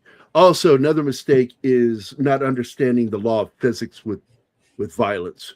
John Wick understood it, and then they go and make that movie, and she's, 145 pounds soaking wet at best, kicking guys that are over 200 pounds, knocking the shit out of them, not moving backward when she kicks them. I'm like, oh, I couldn't watch it. Couldn't watch it. Hey, Wade, what's up, brother?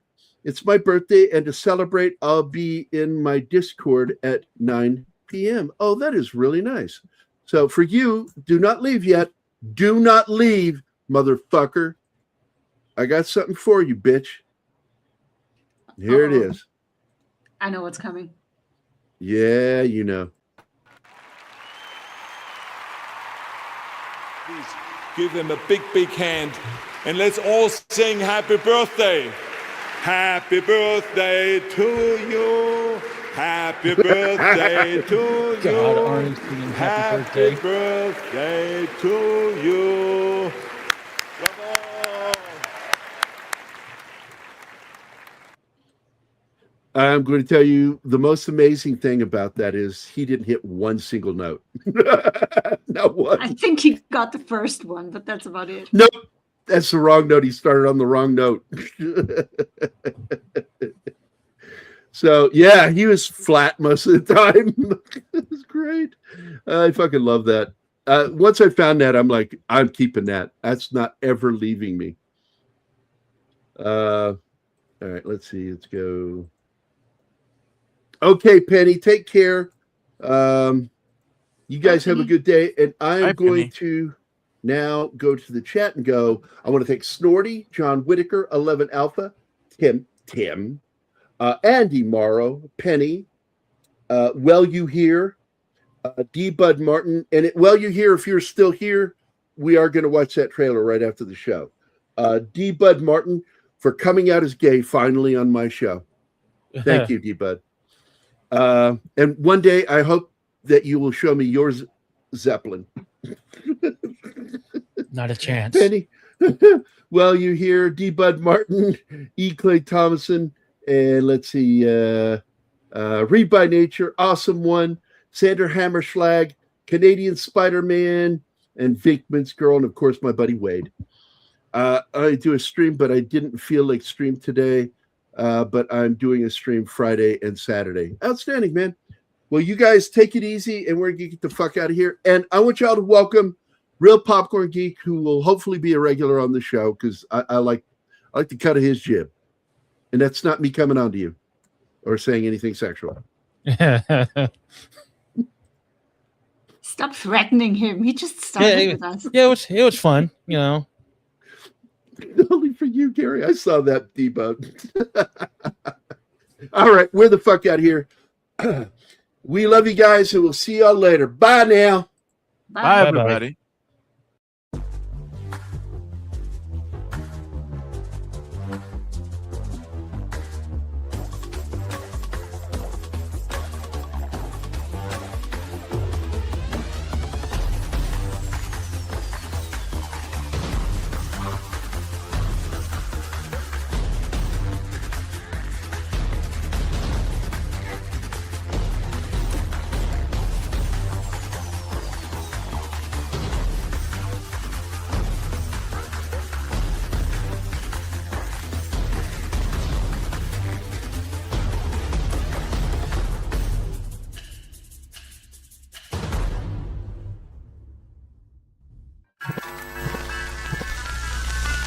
Y'all come back now. You hear?